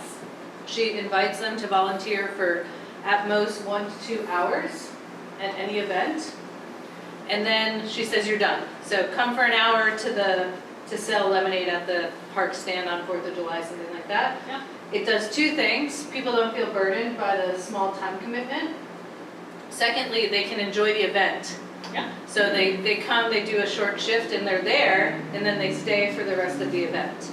And these short shifts, we've heard it from a couple of towns actually, but Christy also gave us some insight about talent, which is that whenever somebody's new to town, she tries to do like the mayor in Creston, tries to meet them. She forces them to come meet her. She sends a postcard to their house and says, you have to come to my office to set up your utility bill intentionally. So they have to come. It's just a tiny little town, so that's easy. She meets them. She'll ask some questions, try to figure out kind of where they might fit in town, and then she'll reach out with something that they might want to do. Somebody who's shy, maybe they don't want to be front of an event, but they might be willing to set up chairs. Somebody who doesn't really like people, they might be able to help with a website, something like that. She has this incredible talent herself for figuring out how people might want to contribute. And she tries not to, in the expectation category, like, don't ask the same people all the time. Just try to find some things they might be good at, and you invite them in based on the things that they're good at. And the insight I got from all of this was she said, some people actually are good at being followers, and that their talent is not being leaders. Yeah, I would never want to be a leader. Yeah. So as somebody who's more in the lead, like my talent more towards the leadership side, this was like a revelation I couldn't, I just couldn't imagine this. I am totally that, like, just tell me what to do and I'll go do it. Yeah, that doesn't ever register in my But just for her to say, like, some people enjoy and they really get some energy out of being part of a group where they just have a particular task and then they go. And so she's amazing at the number of people in the town of 699 that show up, get things done. You know, it's a really interesting situation. It is, and I feel like she lays the groundwork by just these consistent acts of generosity with no expectation of return, right? It's like she's acknowledging people, she's celebrating people, and it's not with an ulterior motive. It's really just because, like, we want people to feel good about being here, right? And so then that starts to lead into people being more willing to give their resources, labor, time to other things. And again, it's that upward spiral, but it's that trust and repetition of trust behavior that you need first, okay? So, this is another cool example. I had to throw this in because it's art related and I'm an art person. Anybody from Minnesota or spend any time in Minnesota? Okay, love Minnesota, big fan. They have a really great, strong arts culture there. This is a theater organization, Place-Based Productions. It's a woman named Ashley Hansen. She graduated from college as a theater maker. She did not want to do traditional theater work. She was from very rural northern Minnesota. She wanted to use theater as a way to better the communities and types of people she was from. So she started this group, and they go around from small town to small town, and they spend about 6 to 9 months repeatedly going back to communities. And they want to learn the story of a place. And so they will show up to potlucks, they show up to church, they show up to the bar, and they hear people's stories. They write plays with community members based on community stories, and then they host tryouts and cast local community members in these long productions. No one's turned away. Again, it's that belonging feeling. If you come, we will find you a spot. And these are done in the community on one weekend, and they're never done in theaters. They're always done in underutilized places, like she's done paddling theater, bird watching theater on trails or in parks, bike theater through different spaces in town. It's always to highlight assets and to highlight different parts that maybe people don't remember. So it's such an interesting thing, but what happens when you get a group of ragtag random folks in a community working for 6 weeks on a theater production, they get bonded. And that becomes a bridging thing. And afterwards, the cool thing about what Ashley and her cohort, her partner, theater partner does is they followed up with these communities to see like what impacts have happened. And years later, they've realized that people's confidence have increased from these experiences, and their networking, because they've been bridged with different folks, people have gone on to run for local office. Who had never had any interest in civic engagement, they had gone on to start new businesses, to start different like arts organizations, to form bands. Like it's really had this impact that they could not foresee, but because people were working together toward a collective goal in a fun and joyful way for 6 weeks. And so one of the cool things, this is just one of the examples. Milan, Minnesota is a very small town. I think it's around 700 people. And it's a historical Norwegian folk art community. But they've had I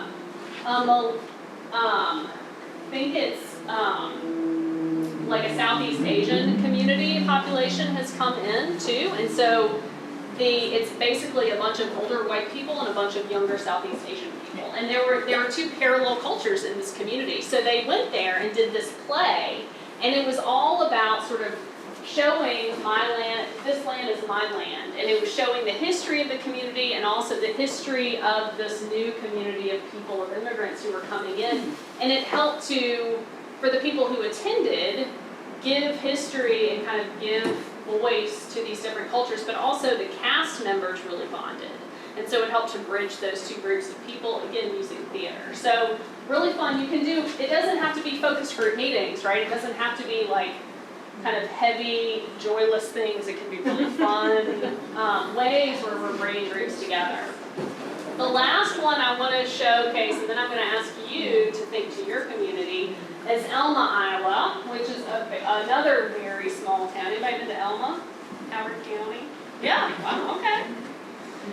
So Elma is an unusual community in that it's a small town of 500 people, but the surrounding area is a large Mennonite population. About 2,000, I think, Mennonites live around Elma. So they were without a medical facility in their town, and so, and Kimberly, you jump in whenever I say wrong facts, because I'm sure you have it. I don't know. So there was a regional health group that the folks in Elma invited to kind of come and build this new medical facility. Well, their population was so small, there was no benefit for this organization to come there. But they had built such relationships and trust over the last couple of decades with the Mennonite population that the people in Elma were able to go to these folks in the county and create kind of almost like a partnership where the Mennonite community said, we will basically only have our medical services here, which is great for them because then otherwise they're taking literally horse and buggy to Cresco, which is like 40 miles away. But they wanted to make it so that they could pay cash and not have to use insurance. And the folk, I can't visit what the name of the regional health services. Howard County something. Yeah. They were like, sure, we will cut you a deal. You don't have to use insurance. You can pay cash. The Mennonite population donated lumber and labor to build this thing. And so because of that bridging that had happened over the course of 2 decades between the people who lived in Elma and the surrounding county, they were able to come together and create this huge collective action that has resulted in the building of this medical clinic in 2020, which is kind of amazing. But I think it has a hitching post out there. It has a hitching post for horses. So the Mennonite folks asked the city clerk in Elma, like, can you build something for us to bring our horses? And they were like, yeah, sure, of course. So now, again, it's that sense of belonging. You belong here, you're welcome. But a lot of the Mennonite families owned like the greenhouses, the lumber yards, the hardware stores. So there was constant interaction between these two populations of people over the course of time after time after time that created that trust that then led to this happening. And I just think that's such a cool example about, it sounds so touchy-feely, yes, belonging, yes, great, but then what happens. But in order for big things to happen, you have to have trust when you're working across the aisle. So, what I want to invite you to do now is to think back to, and this can be, I'm going to open it up a little bit. You can think back to your original map, the place that you feel belonging. You can think about your congregation. You can think about an organization in your community that you're really invested in. But I want you to think about how you can adopt bridging into that space in a way that potentially opens up an opportunity for some bigger action in your community. Or if you are already engaged in something that you're like, you know what, that sounds like what I'm doing already is like bridging with this group, or working with this organization on this project is a great example of that. How can you be more deliberate, knowing what you've learned today, having us talked about that can make what you're doing stronger and more effective? And if you're like, I just had a big lunch with her, I'm not really sure, I just want to invite you to let that kind of sink in and just think about brainstorming how you can take some of the nuggets that we've talked about today and apply them in your civic life. Does that sound doable? Like not too heavy of a lift right now? And we will only take about 15 minutes to do this, so you don't feel like this is going to be like the next hour that you have to kind of do this. But I do want you to jot down any thoughts or ideas that come to mind, and feel free to talk about it with your table, because you all may, again, we learn from each other, we learn from examples. So we will do that for about 15 minutes, and then we're going to start to segue into data a little. Okay?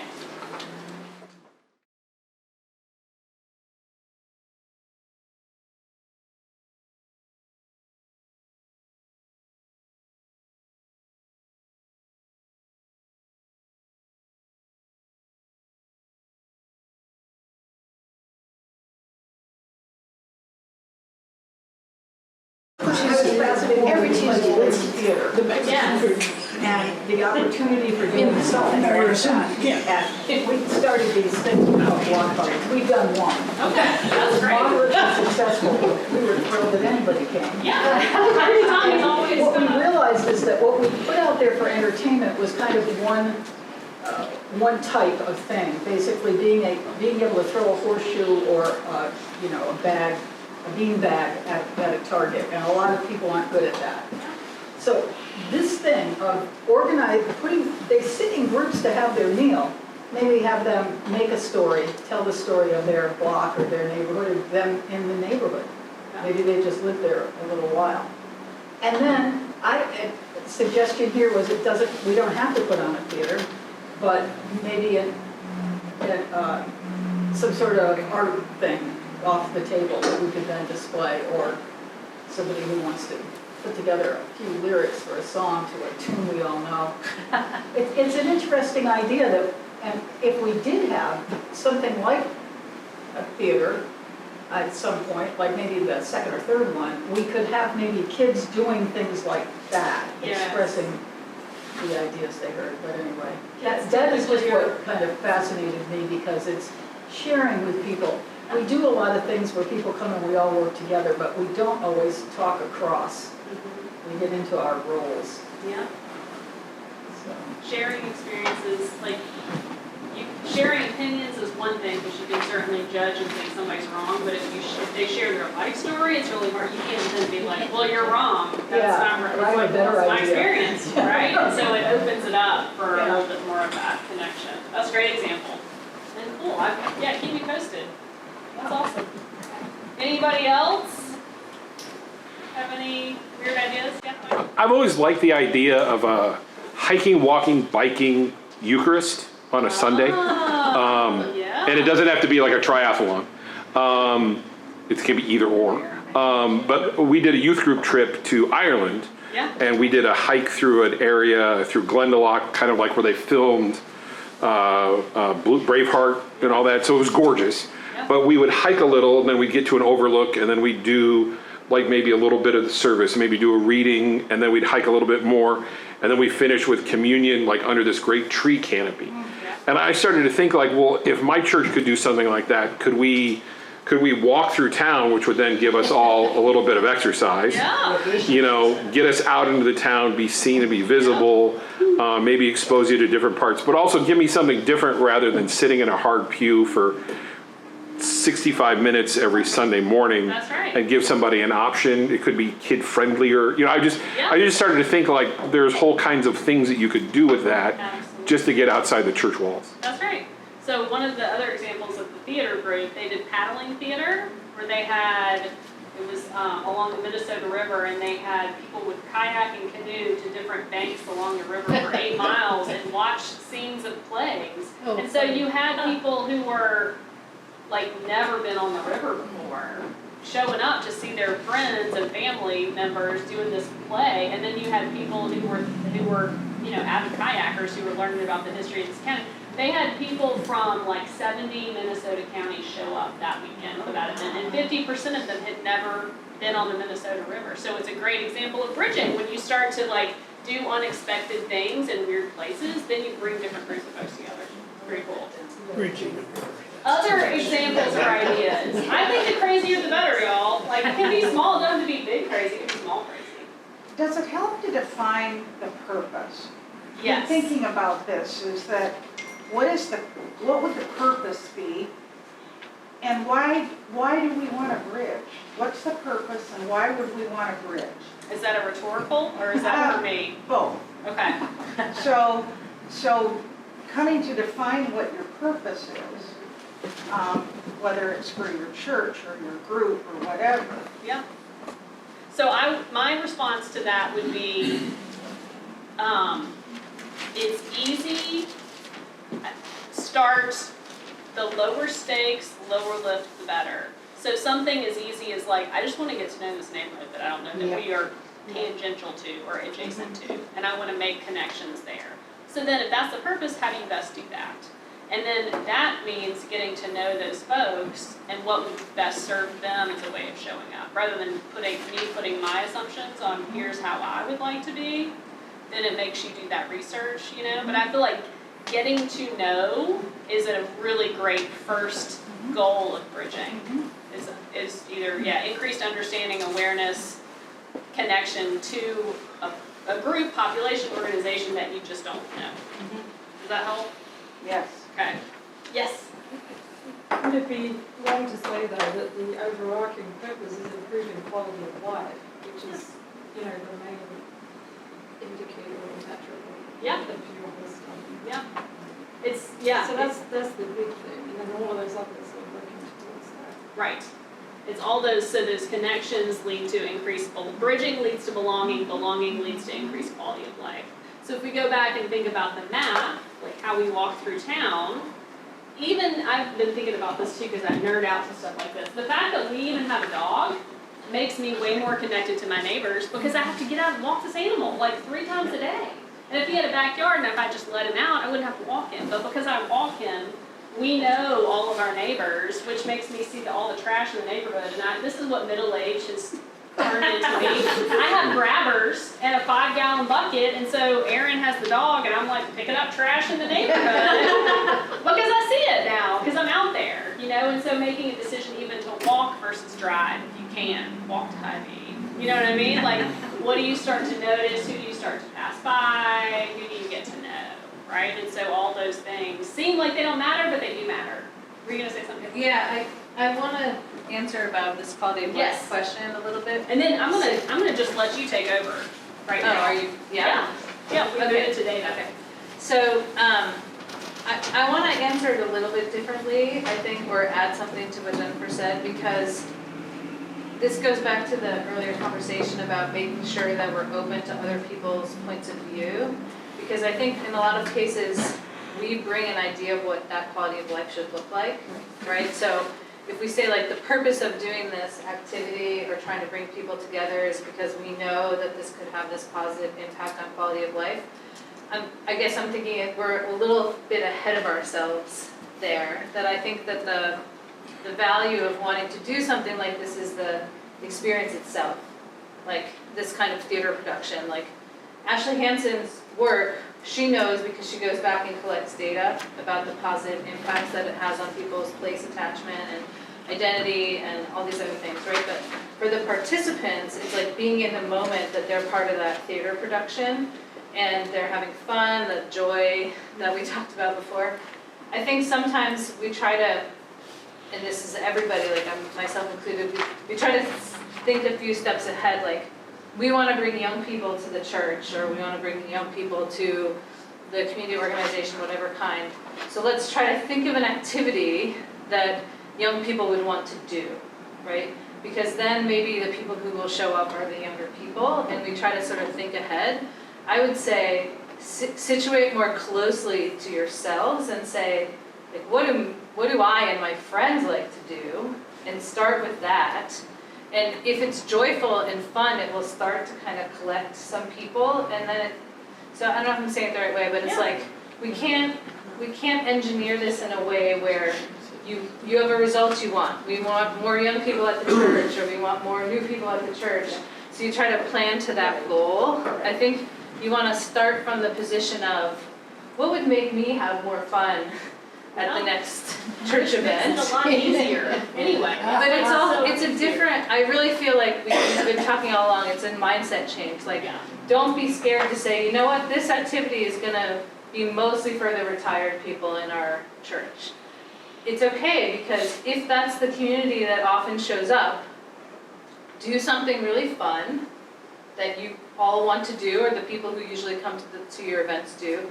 You can build the sense of joy and the kind of the bonding and then bridging that can happen. I guess I'm just saying that it's sort of okay to plan things that you don't immediately think are going to bring the young families or the newcomers, because it's the space between that's very hard to sort of get past and through. I don't know. Yeah, that's helpful to frame it like that. We're still kind of learning together how to talk about this, but I know I just feel like sometimes the planning is towards the goal rather than the sort of enjoyment of the moment and the activity itself. Yeah. So we learned this also in Bancroft a little bit. Like, one of the interesting conversations we've heard in Bancroft is that people in the community, there's so few people, they'll actually have intergenerational social time that they don't really have in another place. Like, somebody who lives there, who grew up in the Minneapolis suburbs, she said, I go to a restaurant and some people at the table with me are like 70, 75 years old. She's in her late 30s. Like, that's not something I would expect in my life, but in this little town, I found out that I really like hanging out with these super fun 70-year-olds who just like to go to the bar and are really fun, and I don't mind that I don't think about the fact that they're 70, right? Yeah. So this is a little bit of what, like, I've tried to think that through myself a little bit, about what it is that the quality of those relationships are. And I think in situations in which you're working towards increased participation, kind of new people, you all need to feel the joy first, and then you can kind of share it with people, because That's super wise. Yeah, that's awesome. It's harder to do than it sounds, but It is super hard to do, but it's super wise. Just, as a church, we say, Episcopal Church anymore, the way of love. Yeah. Well, I don't know who to credit this to, but you love when you play. And play is done just for the pure joy of it. There's no ulterior motive other than doing it. Yeah. So, just, do it to create joy and love. Yeah. And it's easy for us, we always, it's good to plan on playing it myself. Yeah. Always got the ulterior motive behind it. Me too, man. Yeah, for sure. You're right, John, and enthusiasm is contagious. So Yeah. if you are having fun, just like you said, Yeah. people will want to be on the same boat. And there's like research to support that about contagious behavior, for sure. That's real.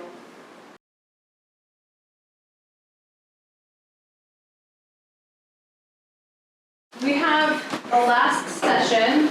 We're not going to go probably all the way. We'll be wrapping up a little earlier than 3:30, which is part of our intention here to give you guys some time also to chat at the end and not feel rushed all the way to the last minute. So Vishwa and I want to talk with you guys about data, community data. You might not know what we're talking about. But the first thing I want to do actually is I'm going to ask if our back two tables of 2 and 3 people, could you guys come and share tables with some of the people you haven't talked to yet, so that each table has maybe 5 or 6 people, if you're willing. Looking at us. Are you looking at us? No. Oh, okay. Just the back two, you guys are gonna maybe have some new friends at your table. Oh, okay. That's the goal. We're gonna have fun too. Don't come here unless you want fun. This will just give us some chance to see some new faces and have some new conversations. Yeah, please. Here, wherever you guys want to be. Great. Sitting in the front row, I think violates a couple of our. I know it.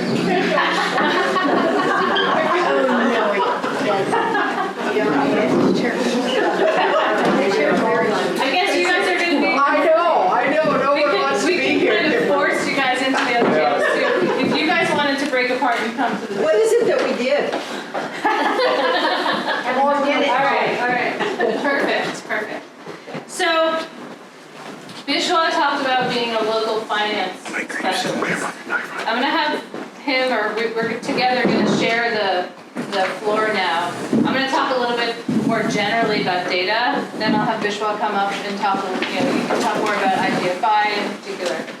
So, when we're with you as a church community, it's a little different than some of the audiences that we often talk to that include people who work for cities, for example. So we're often in contact with city clerks and city directors and managers. We do events when we can with the Iowa League of Cities, and those are a lot of people who work for cities. So in those contexts, we don't have to do a lot of work to explain to people what we mean when we say community data.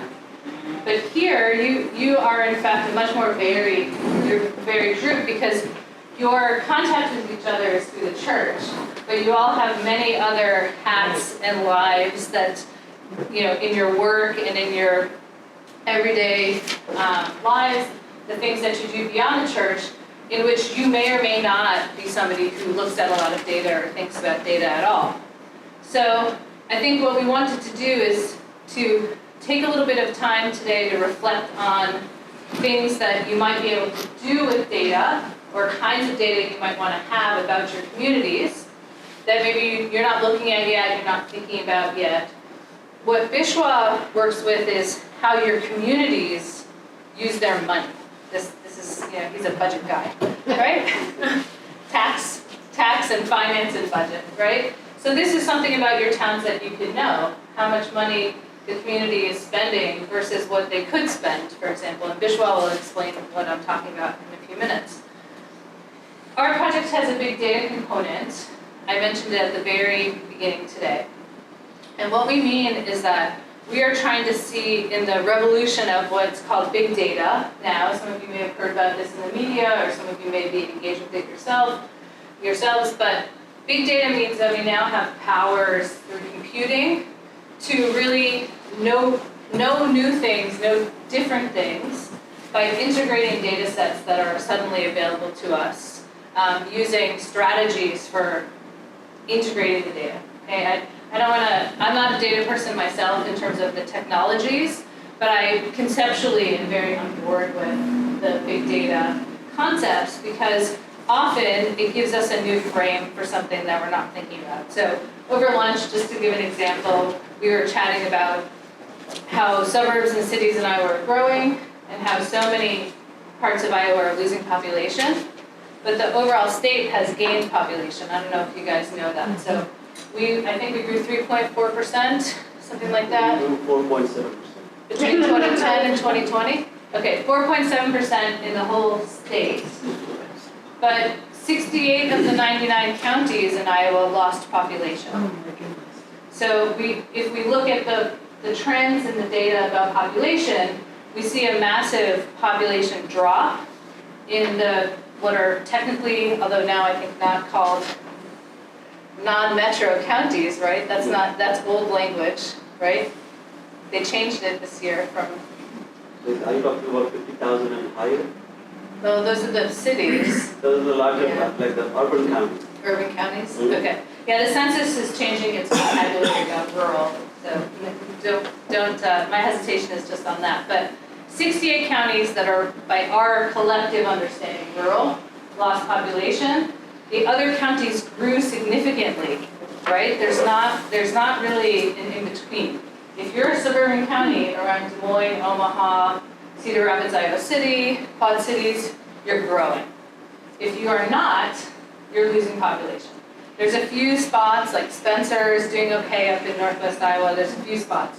But otherwise, it's, when we look at the map, it's a sea of red, and red on the map means population loss. We can look at some of that data as a team and see things that we may anecdotally talk to each other about, like, it seems that a lot of small towns are losing people, right? But we can actually look and we can see. We can see the patterns and we can look over time. So our project used that as a small kind of sliver. We try to use that idea to understand what's going on in rural communities that we all maybe are talking about, but we can see it in the data in a way that can't be challenged, right? So the data is helping to tell the story, and it's like objective information in some cases. We also are interested in how the big data concept, which means finding as much data as you can that's consistently available and been kind of, you confirm that the data comes from a trustworthy source. You can integrate all that data, and sometimes there's correlations between things that you don't expect. This is another big data concept, which would be, it may be just predictive of the quality of life in a town if that place has a movie theater. Having a movie theater may correlate, it's not the cause, but it may correlate with an improvement in perceptions of quality of life. And I'm not saying it does, but this is an example. So we have 3 statistics PhDs and 2 statistics PhD students who are part of our team. And they have been trying to work with the data about Iowa communities to learn things like this. To kind of, to use the methods of big data and statistics to look for relevant correlations between different kind of categories, which may give some insight to communities about themselves that they can't otherwise see. It's this level, it's kind of like this idea of surprise, right? So I think it's a good time for Vishwa to talk about IGFI. Sure. And after that, we're going to spend some time together at the table. Is one reason to bring you guys together is to talk in the groups a little bit about the kinds of data you might be looking at or things you might want to know. And just to start the conversation for you, just thinking about this, because we have resources that we can share. We also are curious when we bring this topic to the audience here, what kind of associations you have. This is part of our gathering about the people that we're trying to address our curriculum to. We kind of want to hear, like, what does it mean when we say to you, like, does your community or your church, do you ever look at data? And what kind of data might it be? Those are things we're interested to hear. But Bishop, All right, you know what you're doing. Thank you, Kimberly. Well, obviously, as Kimberly said, data is a big part of this project, and besides the data here with the 2 professors in stats and the 3 PhD students, I'm also part of the data work. And so is Dave Peters, who is not here today. He's the professor in sociology. I think many of you must have heard of the Iowa small town code that Iowa State does, so he's the PI of that. But I'm going to start out because we have been talking so much about IV. I want to first talk about IV before and try to connect it to data, and then we'll go on to talking about other stuff. So you'll be amazed how much grocery stores actually know about. If I told you how much they know about, you will be shocked.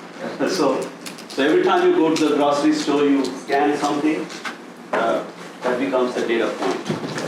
If you really want to count how many times in a store items are being scanned, on a weekly basis, every grocery store perhaps has millions of data points, right? So we have 2 highways here in Ames.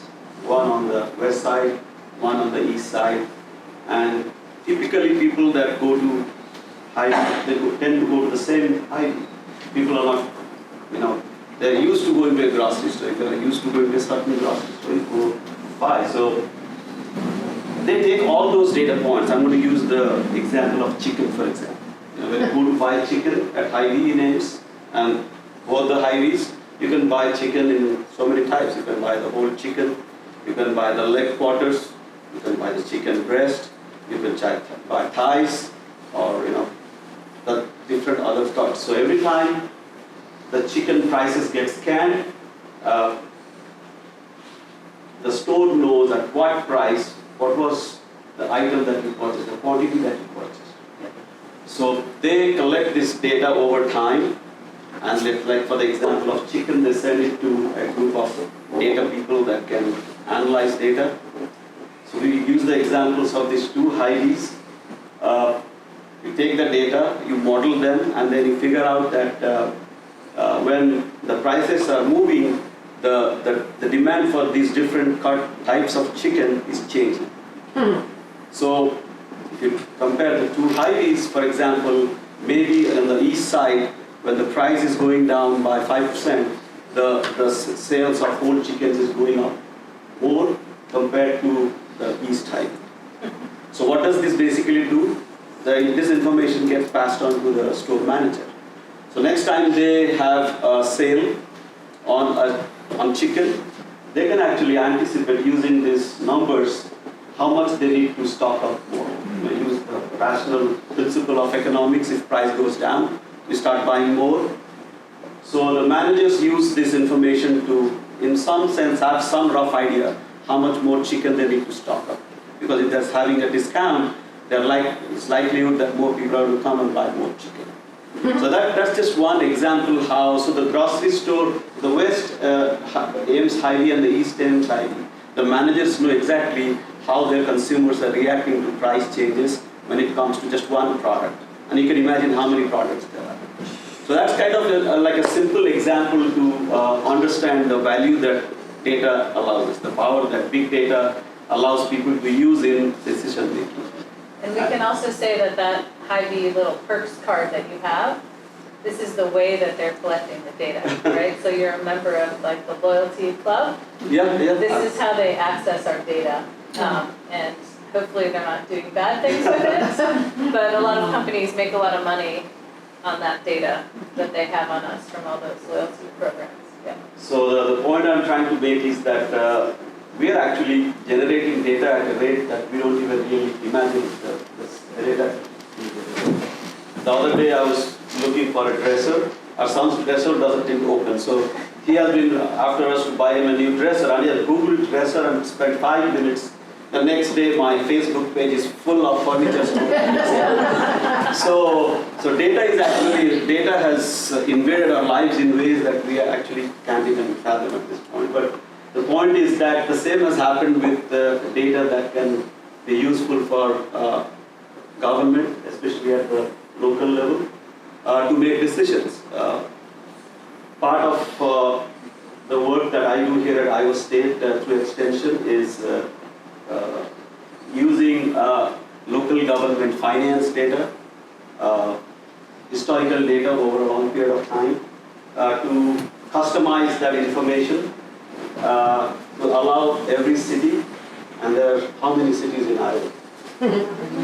Any guess? 940 cities in Iowa.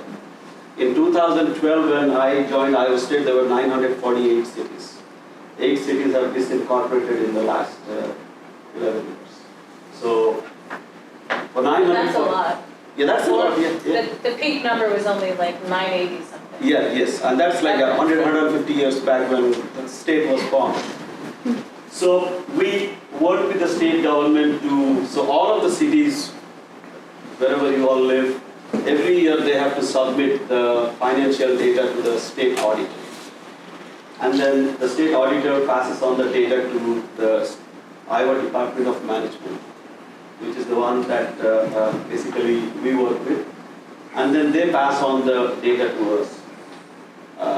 As part of the extension, we have a group of pretty smart programming people that can use data to customize for every city. So every year we essentially come up with a report like this. It's 39 pages long, and it gives you detailed information of all of the sources of revenue that your city has, how much they have generated over the last 5 years, how much does that translate on a per capita basis, because you want to know if you're a city of Ames, you're a college town, you want to know what's going on in Iowa City, there's no other way but to have a common denominator. So if you do it on a per capita basis, that allows you to compare. And then of course, how does the city spend money? Because we have a lot of debate and discussion about government spending. But if you ask someone, if I asked all of you how much would the government spend, you probably will have a little bit of a challenge as to what number you're going to share with me. So what we do is we come up with 940 of these reports that help cities and counties to understand their financial situation. And then of course, this part of the effort is educational outreach. So this allows new elected officials, the city council members, the board of supervisors, to get a handle on what's going on in their city or county. So what I'm going to do is just pick out a few examples and try to see how, what they mean and how that can translate into being used for certain kind of decisions. So this is actually the 10th year that we are publishing this. So this year we have expanded this report by adding a few more indicators. I think Kimberly, when you email back, if you have email, you can share the link to this. So if you have not yet seen this report, you all can download this report. So this is designed not just for city officials, but all Iowans. So It's public data. it's public data, so you all should be able to access it. So one of the things we are adding this year is to look at every city in Iowa to understand what level of long-term borrowing do they have. So when I say long-term borrowing, it means borrowing large sums of money for big infrastructure projects. Last week I took a group of students to the Ames water treatment plant. It's a state-of-art, very modern water treatment facility. Guess the price tag of that? $70 million. So $70 million is, once again, the city is not going to spend cash on it, they'll end up borrowing. So what we are doing in this report is to highlight what's the amount of debt that every city in Iowa has, and how does that compare to similar cities. So the one report that I have with me is actually for the city of Ames. The city of Ames, we are about 68,000 people living here. So when you look at peers, these are all of the large cities in Iowa. There are about 11 or 12 of them. So you look at the data for Ames over the last 4 years, how much of borrowing does the city of Ames have, meaning how much, it's like a credit card debt. You look at your credit card statement and it says this much is your outstanding debt, and then you have your credit card limit, you subtract these two, the rest is what you can borrow. So what you're looking at is precisely that. So in the last 4 years, the city has a certain amount of debt, which means that's how much they have borrowed, and based on the maximum capacity that they have to borrow, how much is left for them to borrow. So they can not only look at what they are doing, but they can also compare that to what their peers are doing. So this is something that is important for a city when it comes to understanding the infrastructure needs and how the city is responding to that. That's what we are trying to look at. When someone is looking at this figure here, it tells you how a city is addressing its infrastructure needs, because most communities are getting old, so there's a lot of requirement for either upgrading or replacing with new infrastructure. So this essentially tells you how a city is doing on that front. If a city might be spending absolutely very minimal amounts trying to borrow money on infrastructure projects, I don't know how you all think about it. I would think that would be a matter of concern, because we're at a time where cities do need to invest in long-term projects. In Ames, we have a brand new high school that opened last year. The price tag for that is $100 million. The water treatment plant is $70 million. So this is a reflection of how a city is addressing its infrastructure. It is not just telling you about the financial trends, how much the city owes, how much they can borrow. Beyond that, it actually goes to tell you how is the city council or the officials of the city responding to the infrastructure needs of the city. So that's what this one figure essentially allows you to understand. And we should say also that we were looking at that, and Ames is actually relatively conservative.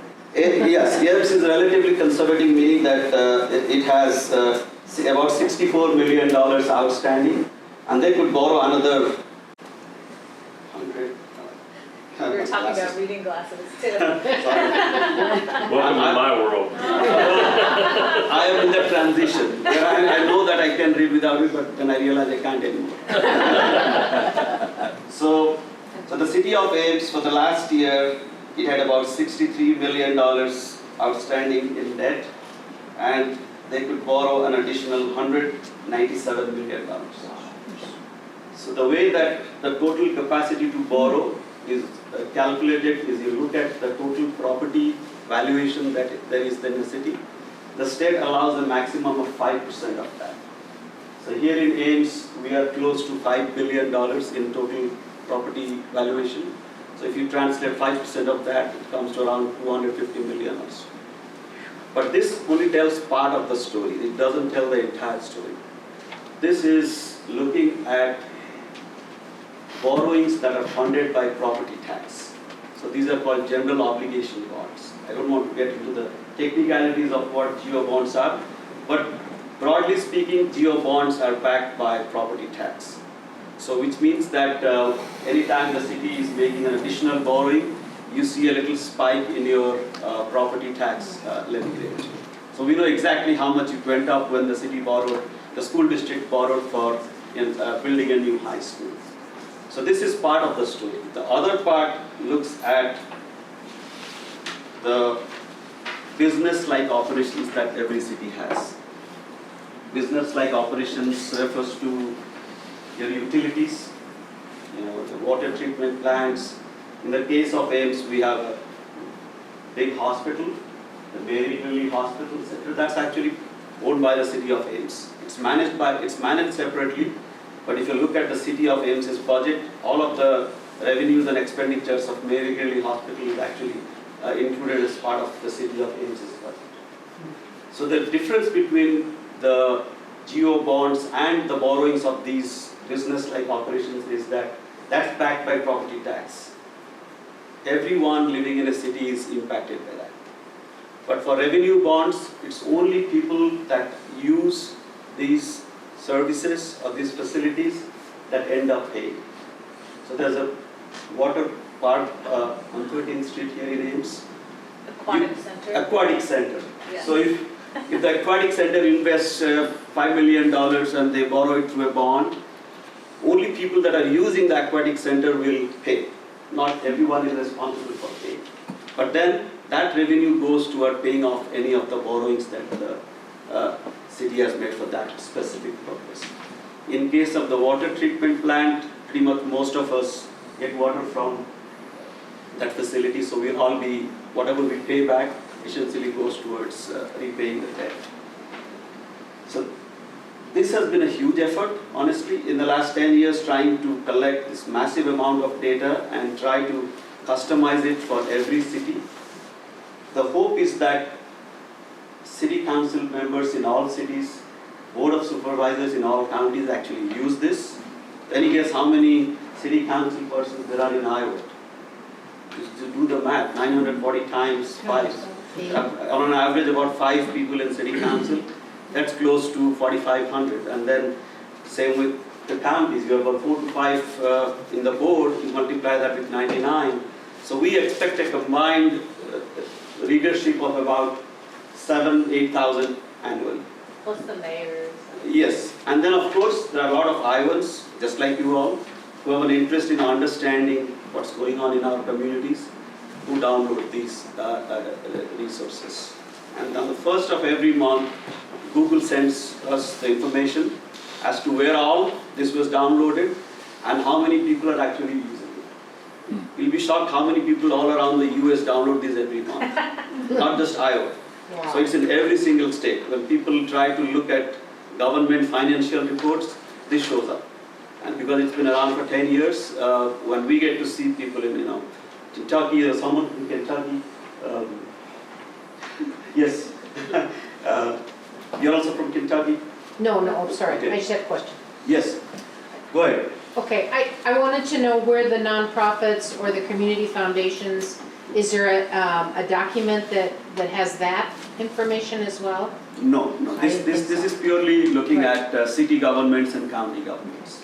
So, once again, the intended target groups that we try to reach out are the cities and counties, because the information contained in here helps them understand their own financial situation.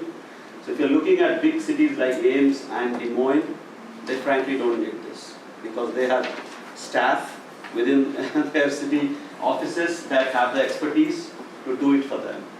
Our target is actually the rural communities throughout the state, because they don't have the capacity to collect all this data, do the analysis, and then try to make sense out of it.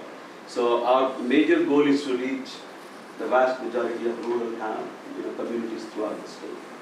We have wanted that data though. So this is part of what we're going to do next, is to Okay. talk about the kinds of data that we would love to be able to access, letting you guys tell us what you would like. And, we have a kind of wish list. We wish that the state would keep some kind of data on all the community foundations or all the nonprofits, but there isn't a central database, as far as we know, of those. Yeah. So beyond just publishing this, we also try to go out throughout the state to help people understand what these reports are, how they can interpret what's contained in the report, and then finally, how do they use it. I'll give a couple of examples to highlight how that happens. So during one of the workshops a few years back in Cedar Rapids, we let cities which had similar populations sit on one table. Similar sized cities in terms of population sat and looked at their reports to kind of compare with each other. We had the city of Nevada, which is our county seat, and then Hiawatha, which is a suburb of Cedar Rapids. They were sitting next to each other. And so when they opened their reports and they opened public safety, which is how much spending they do on a per capita basis annually, because they recognized that they were very similar cities in terms of population. Hiawatha was spending twice the amount on a per capita basis than the city of Nevada. So they stared at each other and they were like, what's going on? And so they looked at me and said, can you tell us what's going on? I said, well, I'm not going to tell you what's going on. The purpose of the report is not just to answer questions, but to raise questions. So you go back and find out what's going on, because we can't have answers for 940 cities. So the goal is not just to help people understand, but also to raise questions that forces you to take a step back to understand, is something going on here that we need to understand better? So in the case of Hiawatha and Nevada, what was going on was Hiawatha had more full-time employees in the fire department that were fully employed. Nevada relied on volunteers. So eventually they figured out that this was what was driving the numbers, which looked so different from each other. You're saying something? I was just going to add that sometimes the numbers also give some insight into quality. So the goal is not just to bring the number down, right? I think we would all love to live in a place where you feel safe. So spending on public safety is not necessarily a bad thing. And so you could have looked at those numbers and say, Nevada must be doing something that's making the quality of their service lower than what Hiawatha would accept. And volunteer firefighting is one of those areas that's become actually in the media. I think you probably have seen recently, there's been a lot of coverage in Iowa about the necessity of having volunteer EMTs and volunteer firefighters, because the state has no mechanism to pay for those things. And so communities that don't have the money to pay for them are forced to use volunteers. And it's not a positive in a lot of cases. So you could layer data into this conversation, like there's data on the response time. If you need an ambulance in Hiawatha, or you need an ambulance or your house is on fire in Nevada, there would be data you could get that would tell you how many minutes it would take for them to arrive to your house, right? So you can use data to understand many different facets of the issue, because maybe in Hiawatha, people want the fire truck there in 3 minutes. And maybe in Nevada, where the taxes are much lower, the community services are much lower, they don't mind 10 minutes, right? So you like, it's a pro and con, it's like, there's no answers here. It's all just exploring what you're getting for what you pay, why you pay a certain amount, right? Yeah, absolutely, and also that we recognize every community is different, so what people expect out of government services is also different. Yeah. So for instance, if you take the example of public libraries, now there are some communities which really want the city to invest heavily in public library because they view that as a community resource, as an asset that they really want to be good. It may not be the same for every community. So if you walk into the Ames library, I'm very proud of how the library We have an amazing is. library. We have an amazing library, which also means they're actually spending way more than what some other cities perhaps spend. So it's also a reflection of how the community desires its government to spend its resources. Library is a good example of that. And we did a bond for that too. Yeah, that was the year that, so when I came to interview in Ames, every yard had a little yes or no sign. And my chair who took me around said, that's for the public library. They're trying to vote on that. Whether the library can be funded by borrow. It passed overwhelmingly. It passed overwhelmingly, so there's another aspect. Am I running short of time or how am I doing? Okay. So there is another piece of data that we use once again using property valuation and levy rates. We all want our tax rates to be low. But if you compare all 940 cities in Iowa, you'll be amazed how much variation there is in how we all pay property taxes. Those of us who live in Ames, we are actually fortunate that the city has managed to keep the levy rates pretty low. So if you have a similar home in Ames, if you look at a similar priced home in Ames and Des Moines, it could be upwards of $2,000 to $3,000 that folks who own that home in Des Moines would pay. We pay around $33, $34 for every $1,000 of taxable valuation. Up in Des Moines, it's close to $50. So what we did was we gathered data on levy rates in every city, and then the base, the property tax base, which is the value of all of the properties in each of the communities, to come up with an index. The purpose of that index was to highlight which are the cities where the capacity is higher, meaning that which are these communities which have a strong or robust tax base. That means the per capita valuation is very high. Any guesses which city would be on the top? There's something much closer. West Des Moines. West Des Moines on a per capita basis has the maximum amount of taxable value available for the city to generate property taxes. Well, guess what? They also have one of the lowest property tax rates because the base is so robust, they don't need a high tax rate to come up with what they need for West Des Moines. So when we create this index, it allows every city to look, so we divide cities based on population size. So if we have a capacity index that looks at how robust your base is, and then we have an effort index that looks at which are the cities. The effort actually reflects the level of property tax levy rates. So if a city is high in property tax levy, if the rate is high, the effort would show up as high. The group would be indexed to 100, and if your effort index is greater than 100, it means that relative to other cities like yours, the rate is actually relatively high. So in an ideal world, you'd want to be West Des Moines. Your capacity is very high and your effort is very low. But you also have to look at what they're providing. they might not be providing everything that. Well, Yeah. West Des Moines benefits because of the mall. Yeah. They have a huge tax base that's commercial property. So West Des Moines actually benefits a lot from that. And we benefit from the universities, We- not the university itself. But all the people The visiting, services. yes, yeah, like all of you visiting today, if you want to go and eat outside, maybe someone decides to stay in a hotel, our levy rates stay low because the city generates a lot of money with the sales tax.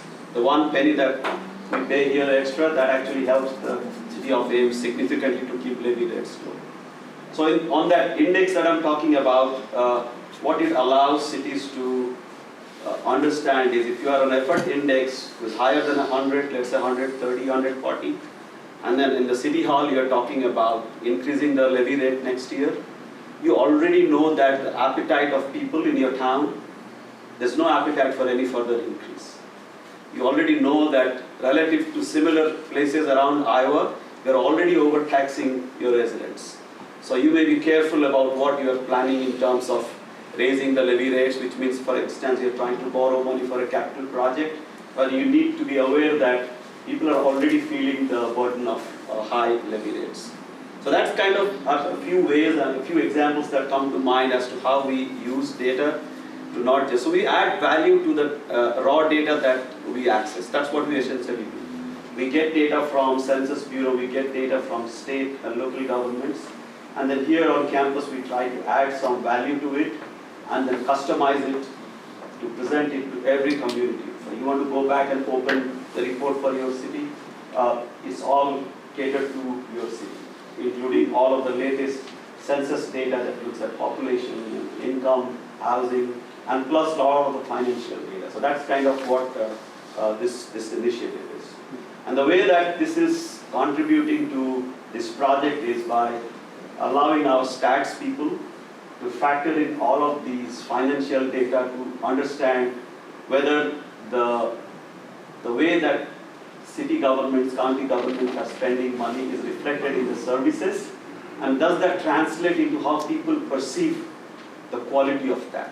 Is that, so we're trying to statistically understand whether this data can be useful in explaining how people perceive the quality of life, which is kind of at the core of what our project is.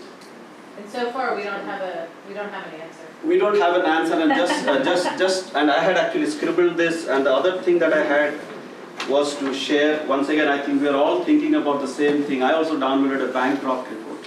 You have the Bancroft on the slide. So this is the Iowa small town poll that happens once every 10 years. It started in 1994 and it surveys 99 towns, one in each county in Iowa, to understand how people perceive their quality of life. And the way that quality of life, the quality of life is measured through an index, it takes into account local... Oh, we did this morning before you came. Oh, you already did that? Oh, okay. You can say it. Yeah, it's local jobs, medical services, public schools, housing, local government services, child care services, and senior services.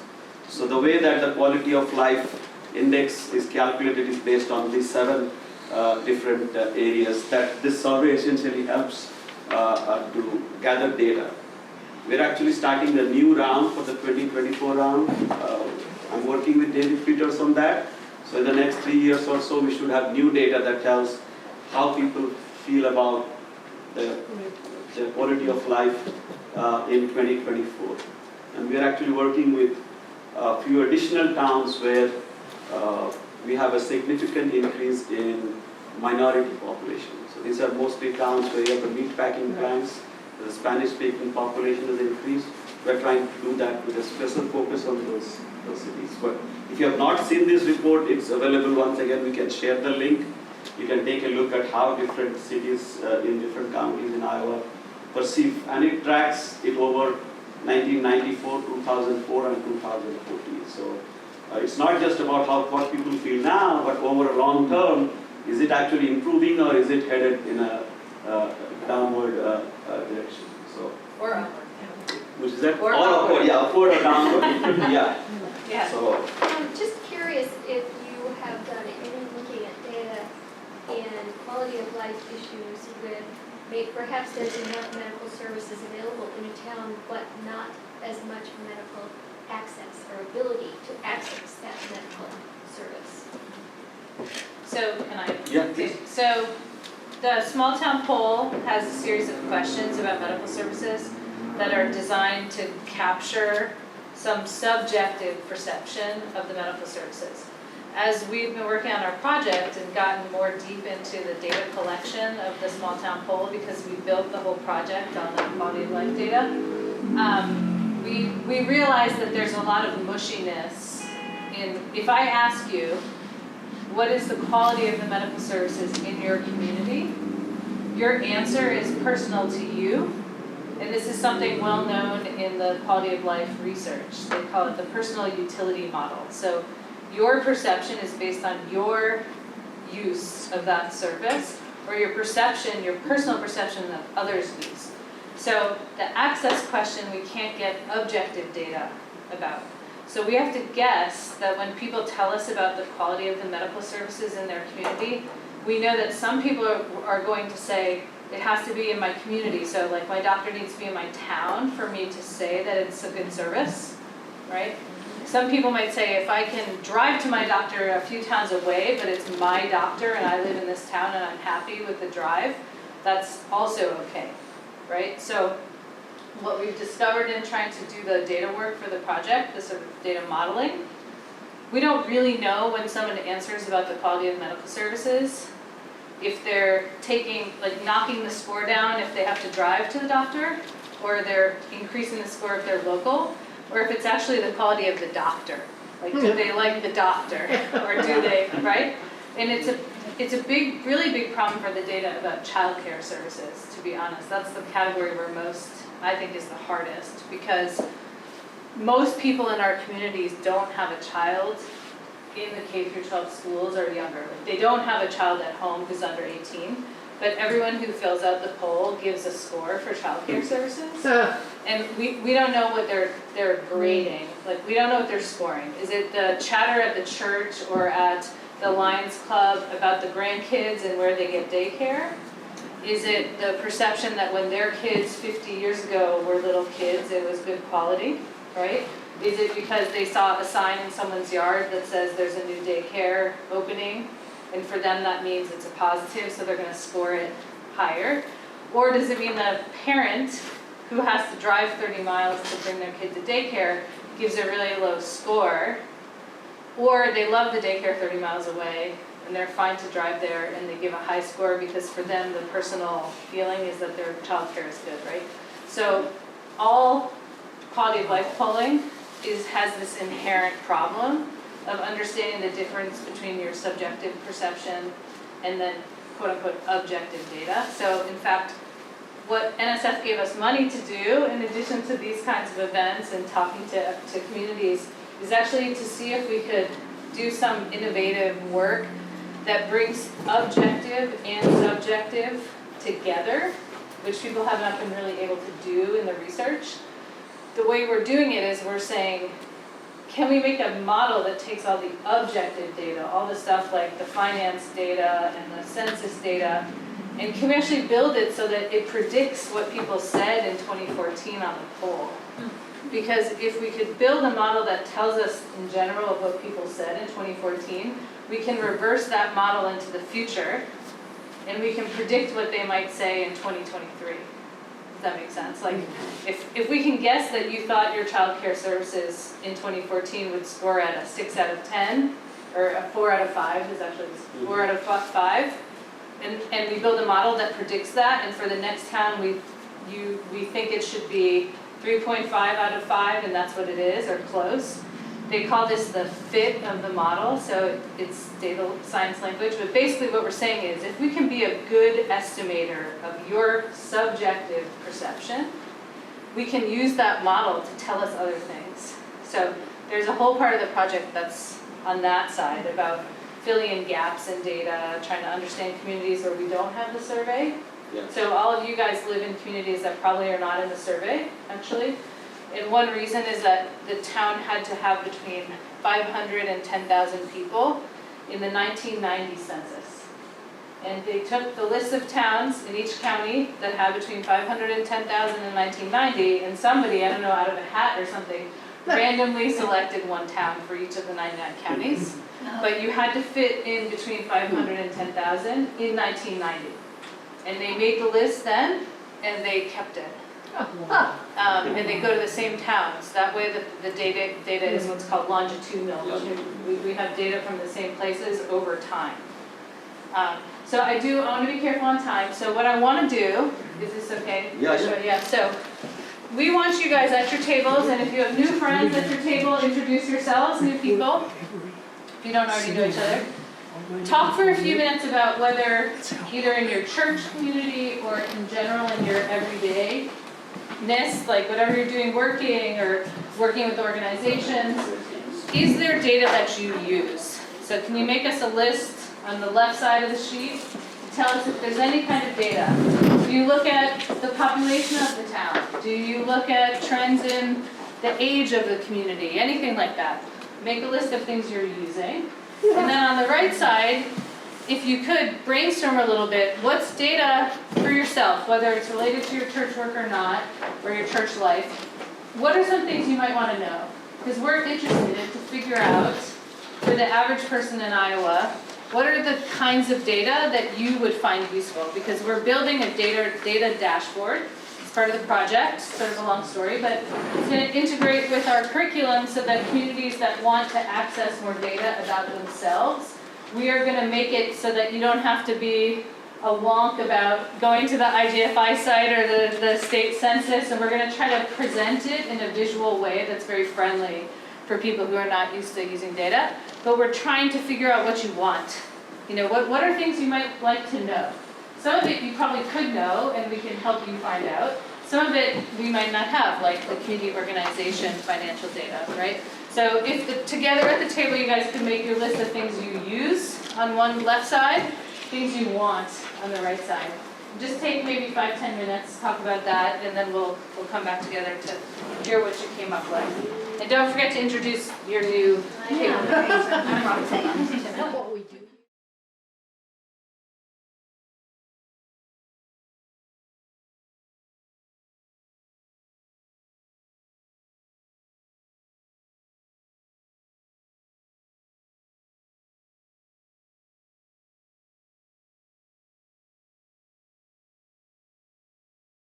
You guys chatted about around data? We'll go. Sure.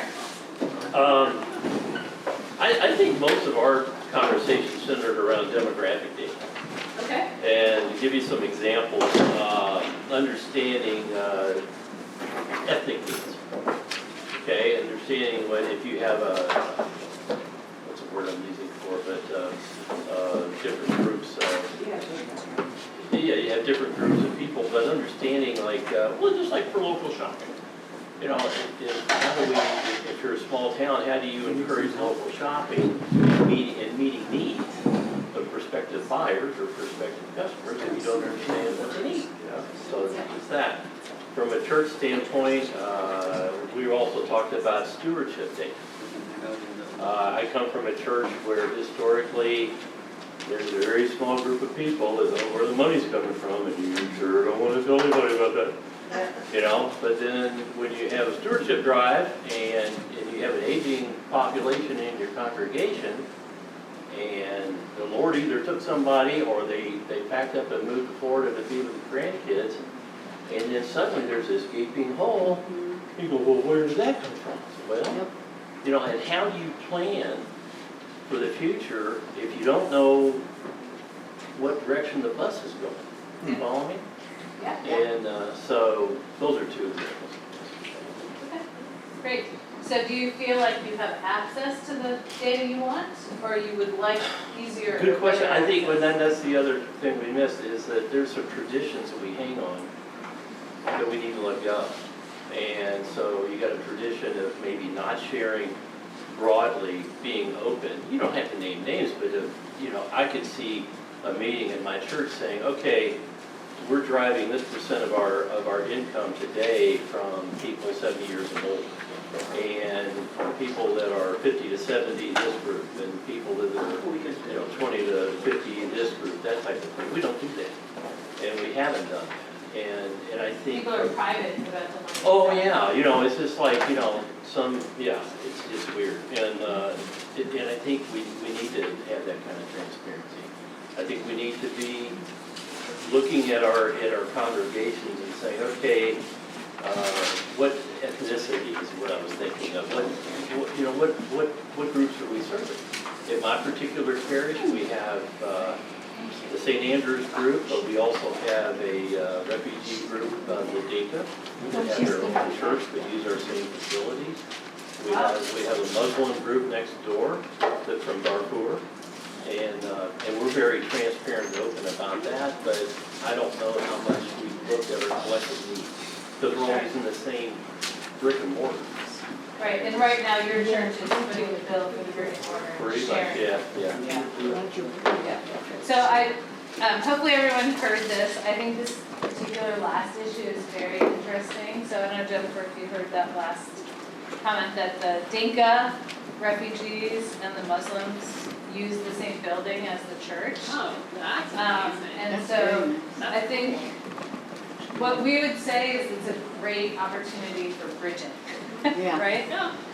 And the community may feel they don't have the same finance. They may look at your church and say, there's a whole bunch of people who've been here a long time, they're white, they're local, they have money, so let them pay for the church and we're gonna, we are together using the resource, but our community can't give at the level that they can give. But another way to think about this would be maybe working together to fundraise across the three groups, right? Like doing events and fundraising actions, activities that don't distinguish between the three, but think of it all as the group that are using that church, the building resource. And maybe the contributions don't even out for 20 or 30 years, but you get people's investment, their time, the relationships, the trust by doing things together, right? Because I'm sure they would love to cook food for one of your events and all that kind of stuff, right? Yeah, they're great. Yeah, so recognizing that as a shared relationship, some of the words that we were using, rather than just saying like, you don't pay us rent, but you could, making them feel like, well, you pay us by cooking, thinking about it more as overall a sharing. I don't know if I'm saying it the right way, but it's a transition in understanding what everyone's capacity is and valuing, just like different talents, valuing different capacities, right? They probably have a lot of kids in their communities that you guys may not have anymore. So those kids can bring a kind of vibrancy too, right? So I think we would, I don't know if I'm saying too much, but I think this is something to think about. That data, we don't always need the data to know. Like you already know that these are two big communities that are different from your typical community in your church. Sure. And so we would just say like it's a huge opportunity to start making some bridges and getting everyone excited, right? Joy, man. It's joy. Does your table want to share anything with us about your conversation? Thank you. I saw you guys had some nice lists, so I'm excited. No? Okay. Well, what did you think might be missing from the data that you might want to know? Is there anything that came up as something that you'd like to have that you know you don't have? We talked a little bit about how in a local church, sort of what you said, wanted to, that there's demographic information that might help us, but it's really hard to figure out what to do with it and how to get what we need. So that's just a thing. I think something that when you started talking about demographic or data, I thought, because we've been talking about sort of these shrinking communities, I thought you might be getting ready to talk about like data that correlates these community vibrancy questions with the presence of churches or the absence of churches, which I'd be really interested to know about. Sort of not so much for my specific church setting, but for denominational research or whatever. I think as you think about church planting or investment, it'd be really interesting to see how that all holds together. And I don't know if that exists, and I've never seen that. So I mentioned that, so that's all I would add. So I'm gonna add a couple things without talking too much. So we had a student who ended up finishing her master's with us, who was very interested in rural communities and religion.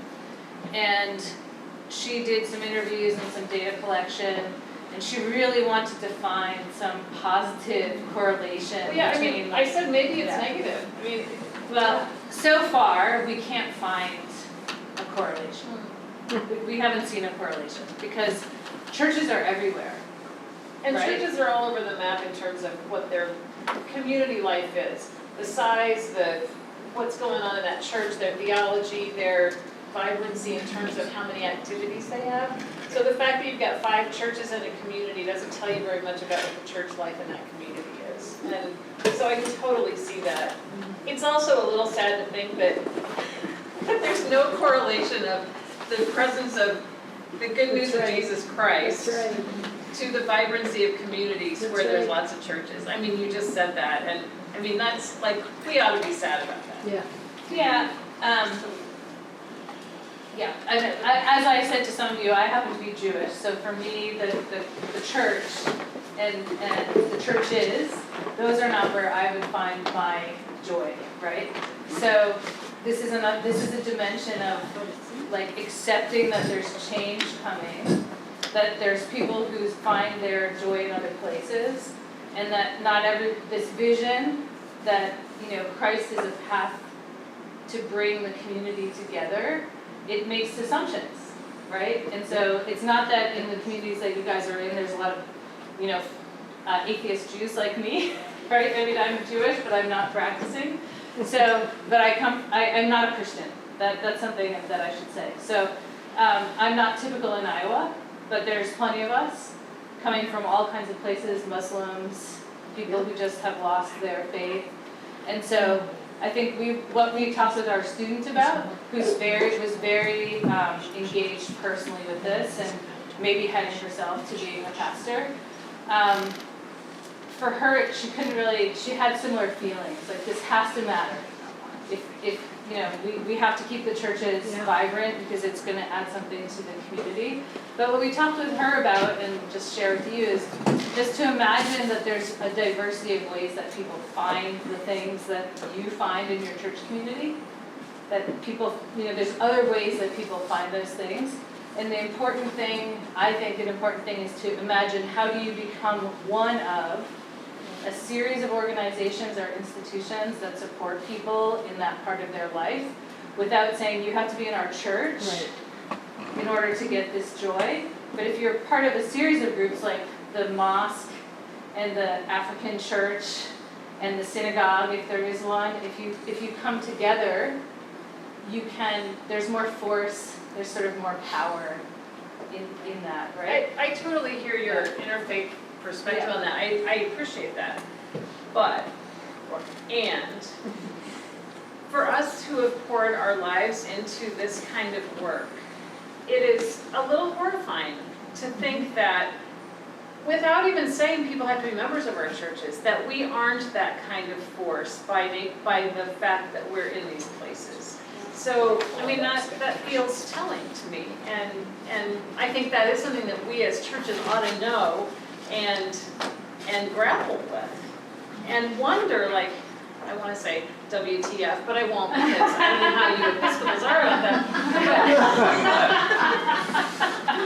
And I don't want you to think all United Methodists say that all the time. We got a database on it. But it's troubling. I mean, it ought to be troubling to us. And whatever our religion is, you'd like to think that what we're doing is bringing more vitality and joy and love to our communities. And I don't hear that. There are possibilities available. Yes, so I would say, so I grew up in Mississippi, right, which has a very different, similar Midwestern, like family rooted, and I grew up Episcopalian. but you know, it was hard for me growing up as a young person in the church to kind of grapple with white Christians and how they were with black populations. Like I really, and that was sort of that horrifying, like, what? And in Mississippi, my parents' parish in Oxford was built by slaves, enslaved people. And so they're coming to terms with how do we now move forward dealing with like the kind of trauma, right, of that institution, and not to say that this is at that level, but I would say there's disappointment probably and grief, but also opportunity of like, okay, if this is the situation, now what? We need to work on this. Yeah. But it's great to know, like, or at least, and it's not the same in our community, for sure. You know what I mean? But, yeah, what can we do now? What's important? How can we move forward? And we have a community that we work with in southern Iowa that told me something that surprised me. It's a little town. It's about 1,200 people not there. Down here, yeah. Yeah. 12 or 15, yeah. 12, yeah. So they just had their 12th church open. So the person that we met was part of a group that opened the 12th church. And she said they opened it because they just couldn't find a home in the 11 others. So they felt like they needed another one.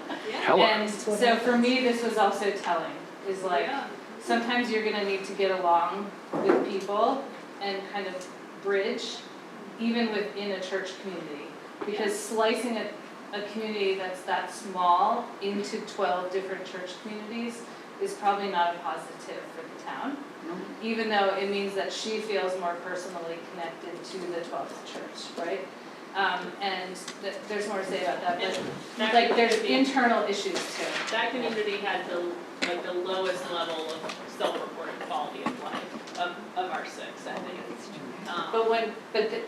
It's too bad, but they're still, in that quadrant that I showed you, they're still in the top 25%.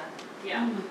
So, still doing okay. And for shrinking Yes. and quality of life, right? So there's a whole bunch of communities that are growing, so that's a different thing. But Mount Air, the reason that we're working with them is because their pattern from 1994 to 2014 was U-shaped. They hadn't quite made it all the way back up to the U top. Does that make sense? Like what they said their quality of life was in 1994, then 2004 went down and then went up again for 2014, but not all the way up to 1994. So we were kind of working with them and talking with them, understanding what they've been up to, just to see what, between 2004 and 2014, how did they turn the curve around? Even if they already didn't get back to where they were, like what are some things that they did to turn it around, right? Because it can continue to go down, right? There's plenty of places that it's, but living in these, it's a small town. Just remember that. We're working in the littlest towns. All of you live in places that have many more resources and many more assets than a town of 2,000, really. Well, I was sort of reflecting on Lee's comment from a different point of view, which is if you factor out Jesus factor, and look at this from the perspective of research and institutions, then I think a good question is what is the key ingredient that makes it vibrant and vital? Do you want to respond to that, or what do we know? Yeah, it's social capital. Okay. Jennifer can maybe pick up on this, and this is really her specialty. But we find the quality of life. The thing that matters most is your relationships, friendships, and these. Well, we didn't use this word very much earlier, but we call them weak ties. This is a name for in the research literature. It's called weak ties. Those are what we were having you map earlier today. The people that you see all the time at the store, the people who you pass on your dog walk.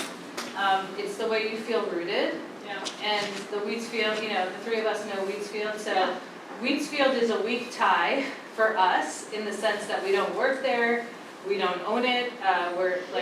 It's just a place that we go when we feel belonging, and it's part of our routine. And even if I don't see anyone I know, usually when I go to Wheatsfield, I see at least 2 people I know. But if I don't see anybody, it doesn't change my feeling that day that I'm less connected right? And that's why it's an example of a weak tie. So these are the things that we find matter the most. Do you want to add? There's an article in the New York Times today about this. Really? It's an article. It says be irregular, and it is absolutely about a young woman living in New York, single, childless, desperately lonely, and the advice that she was given by a good friend is be irregular somewhere. And so she found this ice cream shop, and just started showing up and got to know the people there, and she says that saved me. And she talks about weak ties and how that is actually much more correlated with high quality of life than family relationships, because they can be fraught, let's be real, right? But the person you see at the dog park or whatever, who you have a positive interaction with, it's low stakes. So those little things really do matter. And it seems really squishy and sort of hippie, and I'm both of those things, so it's fine. But that's what research actually supports that. Yeah, it really is. I mean, for a long time, I went to the same drive-in window, got a latte, no flavor added. Yeah. And then, it was a year later or more, I can recall at the cathedral, and we want to have pastoral visit, so I go out, and an older lady is laying there, but family member comes in, and I'm like, okay, I recognize you, and she looks at me and she goes, "You're hot latte, no flavor." Yeah, just totally random. Yeah. But you felt that you belonged in that place at that Yeah. moment. My nickname for I John have a now. follow-up question. So how long does it take a new person in a community to build up those ties? What's the timeline? I don't know that there's any answer to that. It must be. I can share. You wanna? So I am one of those incoming persons, not just from somewhere from a different country. Yeah. It's taken a while for me to feel belong. I know I belong in the soccer club. I know I belong in the dance club. I feel belong when I go to the haircut, because every single person there knows my name. So when I walk in, they say, "Hi, Bishwa, come on in." And it matters to me because everyone there knows me. It takes time, and like to Jennifer's point about it, the more regular you are to a place, I think those weak ties slowly transition into something more concrete, in long term. We can use Bishwa and soccer as an example, because my husband and Bishwa chat a lot now at the soccer field. Yeah. You guys hadn't seen each other much in the last maybe 6 years. We chat like we are long lost friends. We chat for hours and hours, and then our daughter gets to tell that both of us were wearing the same shorts from Costco. Yeah, he says, "Dad, you and him are wearing the same pant from Costco." So, no, it's funny because my husband last night got new shorts. He's like, "I wonder if Bishwa is going to have these." No, it's definitely, and I think part of it is also cultural, because it's different for most of you to go to a place and feel belong. That whole process has been different for me, because it's always struggling to go to a place where you're the only person that looks different, speaks different. Yeah. So I think that's why it takes longer time. If so I would say that depending on who you are looking at, that may be different. If it's a white family moving to rural Iowa versus me moving to rural Iowa, I think it will be a whole different story altogether. But that sense of belonging comes with time, and It also, each person's a little different too, because when you move to Ames and you have kids, you instantly belong in a world of kids, right? Yeah. Your kid has an elementary school or middle school or something, and you have activities around those kids. It's harder if you come and you don't have that kind of connection. Yeah. A lot of faculty that we know who are not, well, you have a husband now, but he's from here, so if you arrive single, I arrived with a husband, no kids, you arrived with wife, no kids, and we had our kids here, but it's hard to kind of map the place. It's a very family-oriented place, right? But it is not, I have found, it's not a place that puts church or other kinds of religion and aims first. In a lot of communities, I think when you move in, there's kind of a question of where you go to church. And nowadays, the answer maybe is more often that you don't than you would all expect or hope. But for me, that was an important thing. I didn't want to live in a community where I would get that question all the time since I'm not Christian. So it's, these are the small details. Like, I think the three of us are not from here.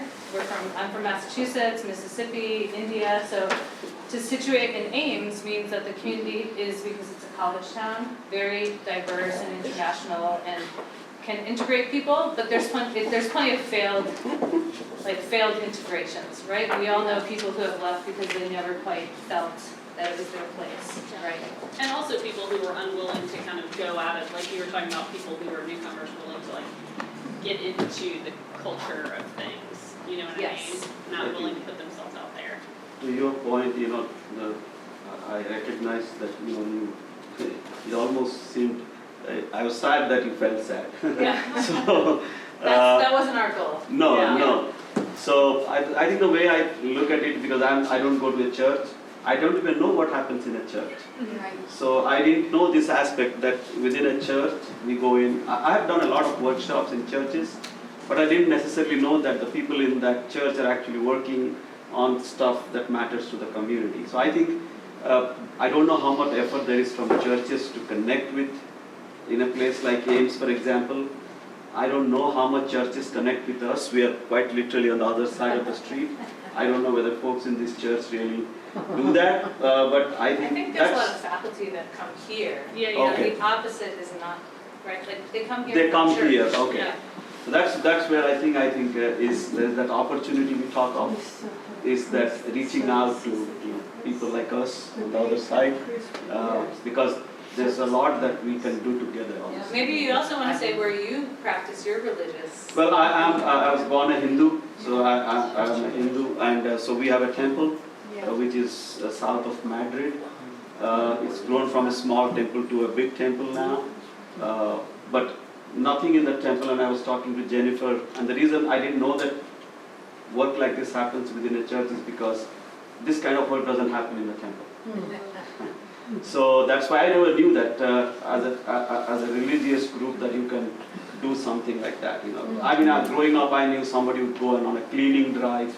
You wake up one fine Sunday morning, all your group go and they clean the park and come back. I thought that was what most people did at the most. But then recognizing that you have a bigger role to play in a community, I think it's actually something that I'm learning as we can speak today. So. I got a comment, and there's more than just the Episcopal Church here, right? I don't mean to beat up on anybody, but our denominations are going to have to come together. And we're going to have to quit this dogma fight, or whatever it is that keeps our churches separate. Because otherwise, it's just going to keep dying. When you said the 12th one in that population, that's sad. Right, that's how I felt about it. Yeah. And she felt very empowered by it because she was able to control her own personal faith.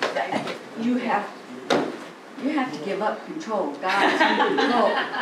Well, and if you're an atheist, that's fine. But it's just, it just angers me.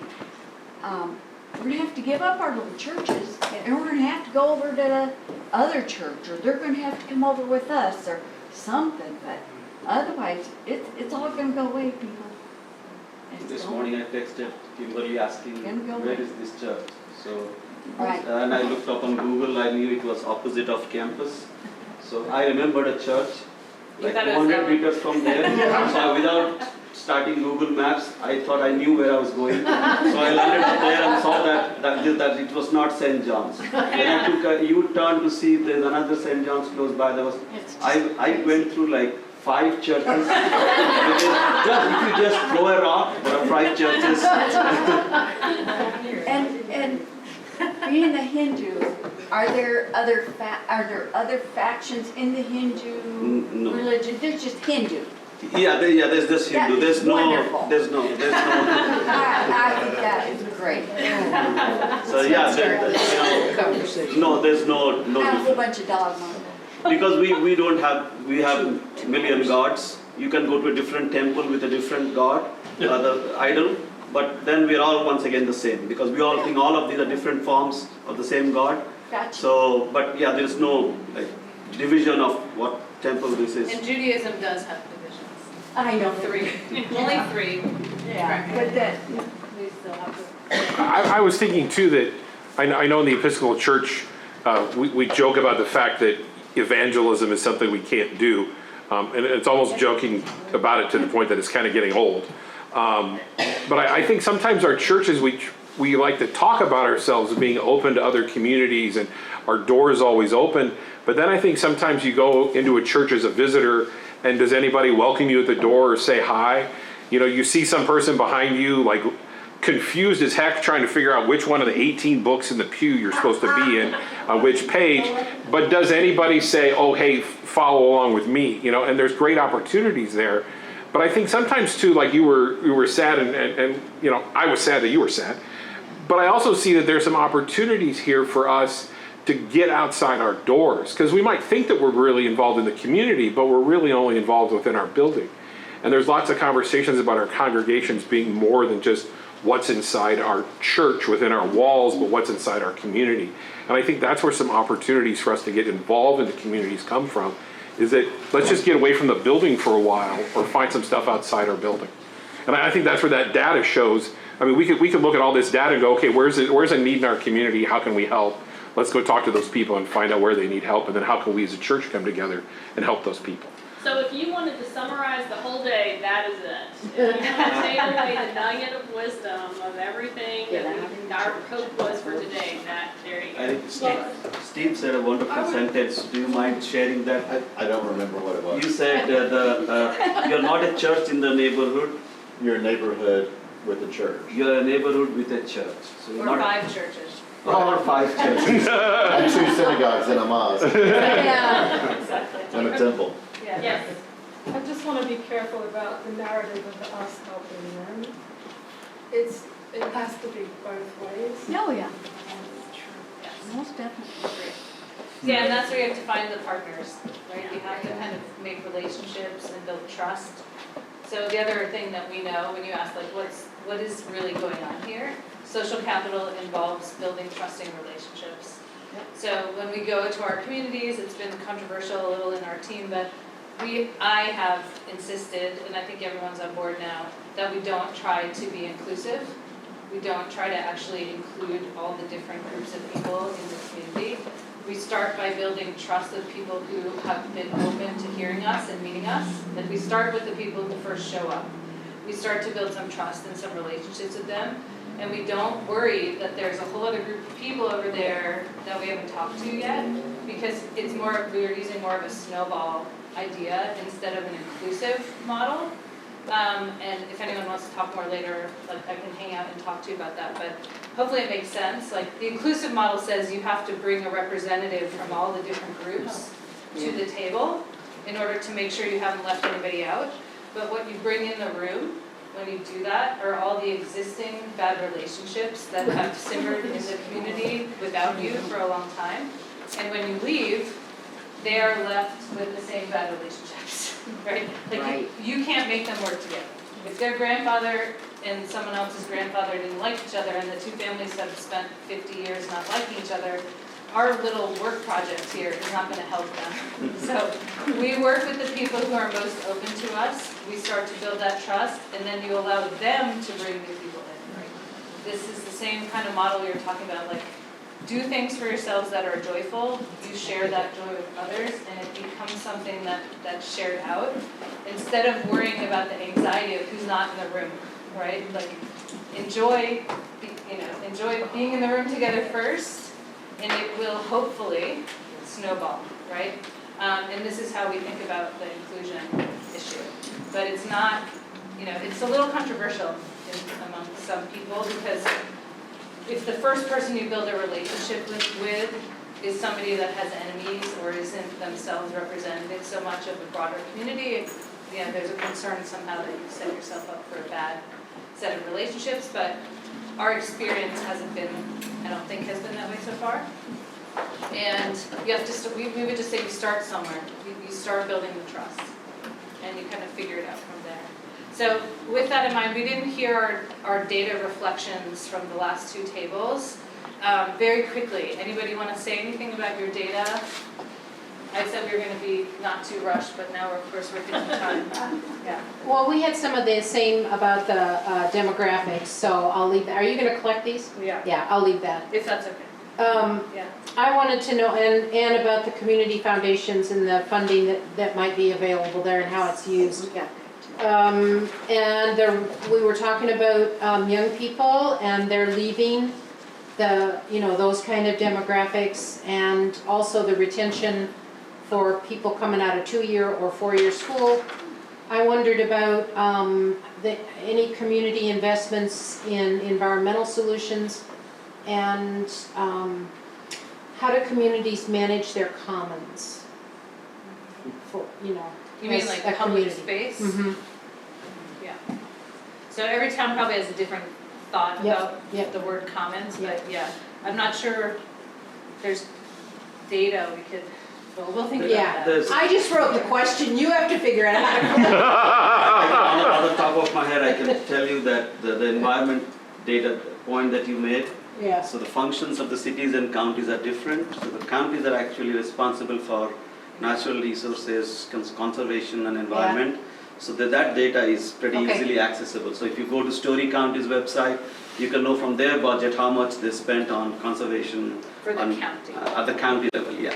That's a county function, so. Yeah, and environmental solutions to me meant like alternative sources for energy and that kind of stuff too. You guys want to give us? Well, that's basically what we've got, the demographics and about the nonprofits and small towns, that kind of thing. That's basically what we have. Great. Thank you. No, that's great. It's good to see some commonalities. It helps us to know that there's a kind of shared understanding. Yeah. So we have one last This will take you 30 seconds. Yeah. We would love, first of all, thank you for spending your day here. We are sorry to be a little late. We're going to get you out of here. You each have a stamped postcard and a half sheet of paper. And what we would love for you to invite you to do is on a half sheet of paper, just write one of the most either surprising or impactful takeaways that came from today. And I would say don't spend a lot of time thinking about it, just gut reaction, what sticks with you. That's for us to keep. You can leave that on the table. And the postcard is for you. And it is for you to write a postcard to yourself with either something you want to remember, something you want to encourage yourself to think about as you move forward in your days from this. What can you take with you as a reminder?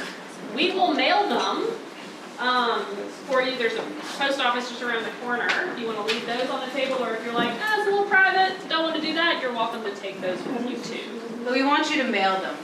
Yes, rather than just stick it in your room. Yeah.